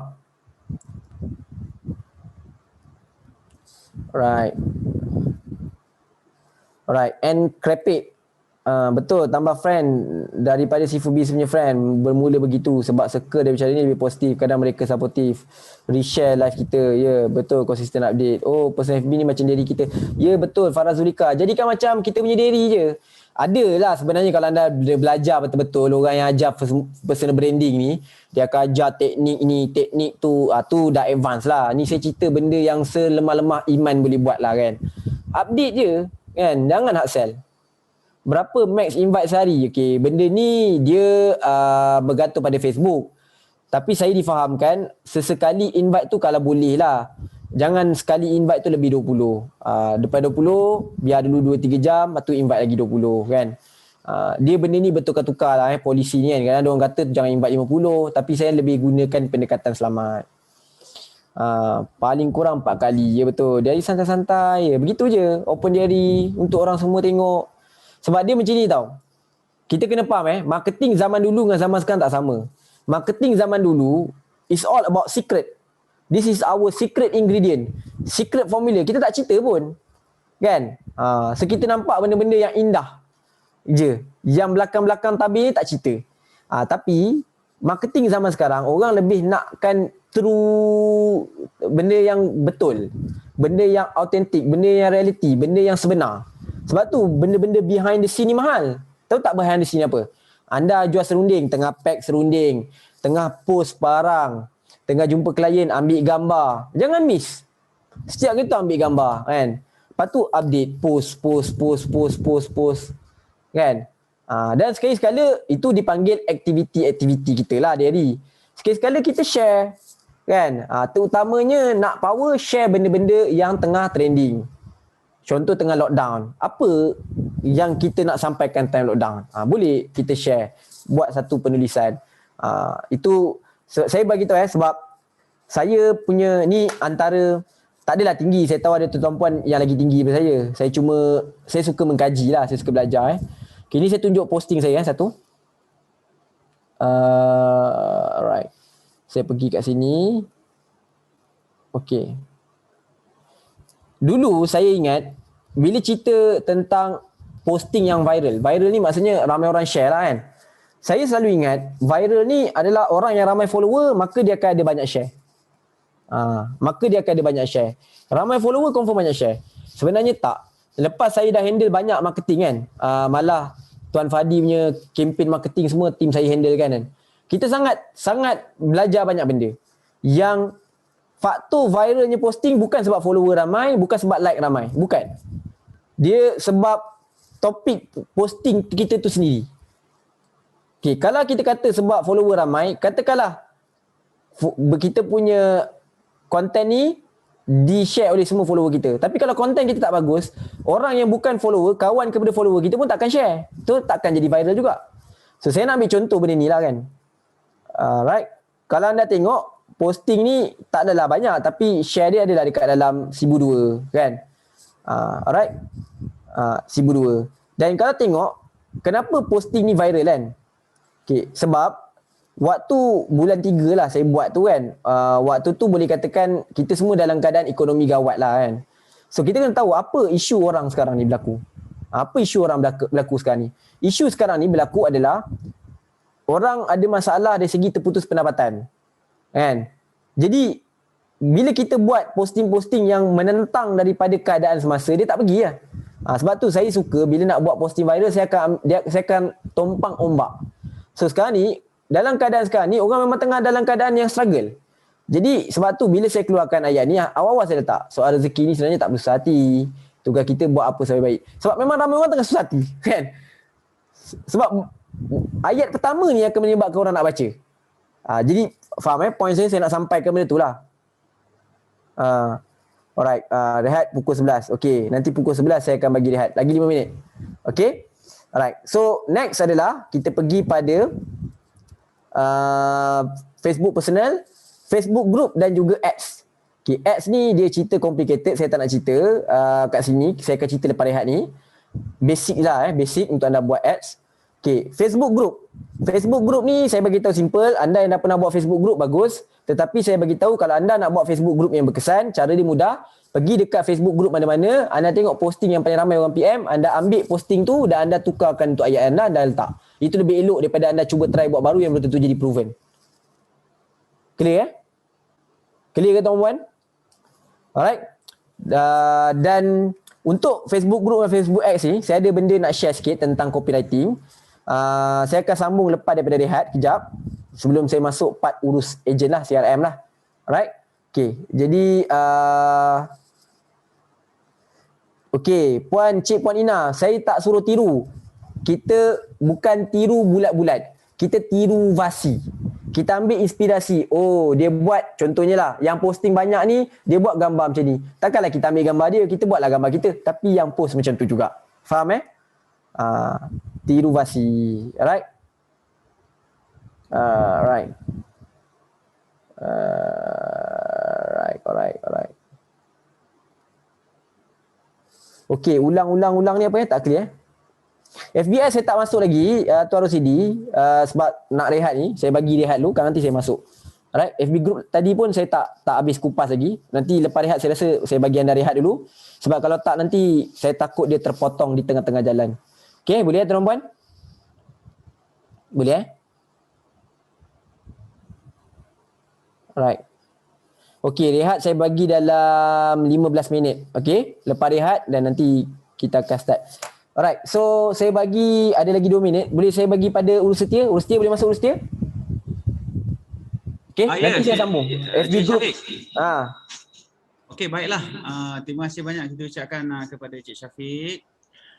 Tuan-tuan dan puan-puan, kalau boleh buka video boleh tuan-tuan dan puan-puan, kerana kita nak buat sesi fotografi, sesi bergambar. Boleh ke?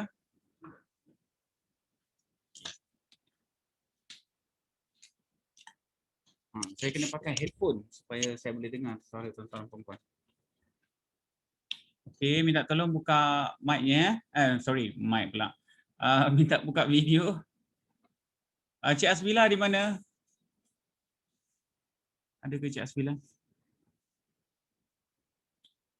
Okey, alright. Puan Nur Ainun ada ke kamera video? Untuk video boleh buka ke? Encik K Effendi. Dia buka kamera tuan-tuan dan puan-puan, minta tolong kerjasama dan yang sebaik. Kita nak berehat sehingga jam berapa ni Encik Syafiq?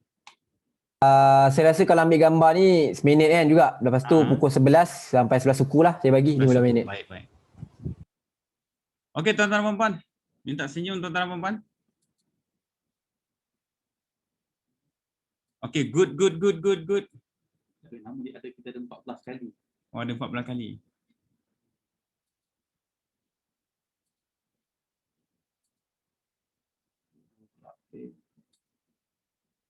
Sebut nama tu, sebut nama yang nama tu sebut.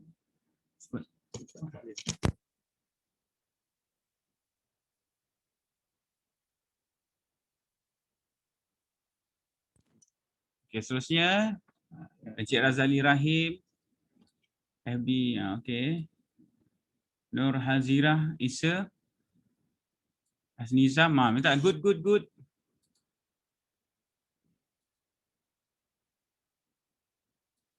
Okey, seterusnya Idam Amzirin, Siti Baizura.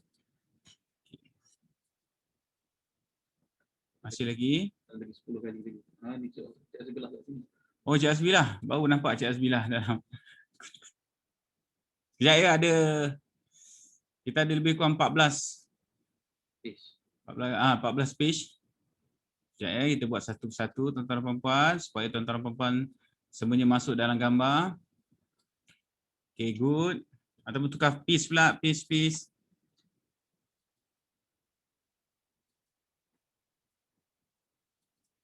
Dia.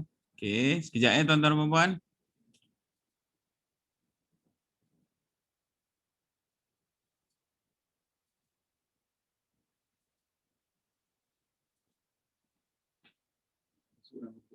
Okey. Encik Azmin Zainal minta tolong buka video. Abdul Haris, Sharifah Hashimah, okey. Noriza binti Aida Hassan, Lily Suzana minta tolong bukakan videonya. Macbeth, Jebat, Azrina Hamidun. Lagi siapa lagi? Rata Farhah, Analiza, Noriza minta tolong buka kamera. Hafiz.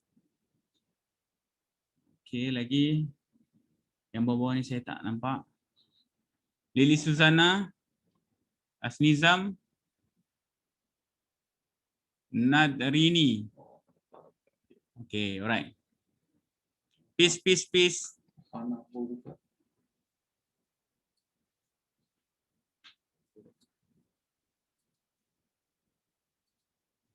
Alright, seterusnya. Okay, Azmin Zainal, Vivo 1804, Farha Jebat. Lagi siapa ni? Haji Muhammad Ruslan, Rosli Arsyad, Hairul. Okay. Alright, selesai. Alhamdulillah. Terima kasih semua atas kerjasama. InsyaAllah kita akan berhenti rehat ya, Encik Syafiq, sehingga jam 11 suku. Okey, terima kasih semua. Boleh berehat tuan-tuan dan puan-puan. Kita jumpa balik jam 11 suku.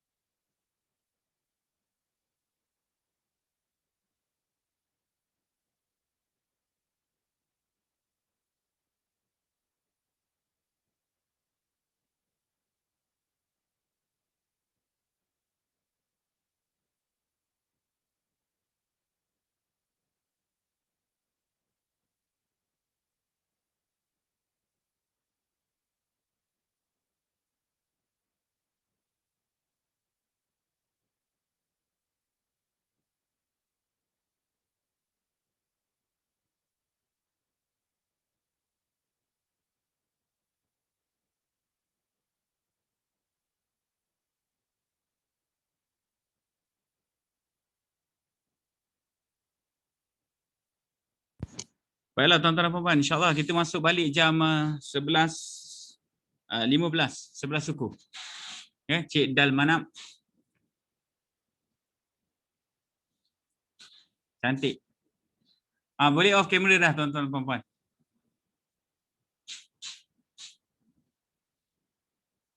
Dah,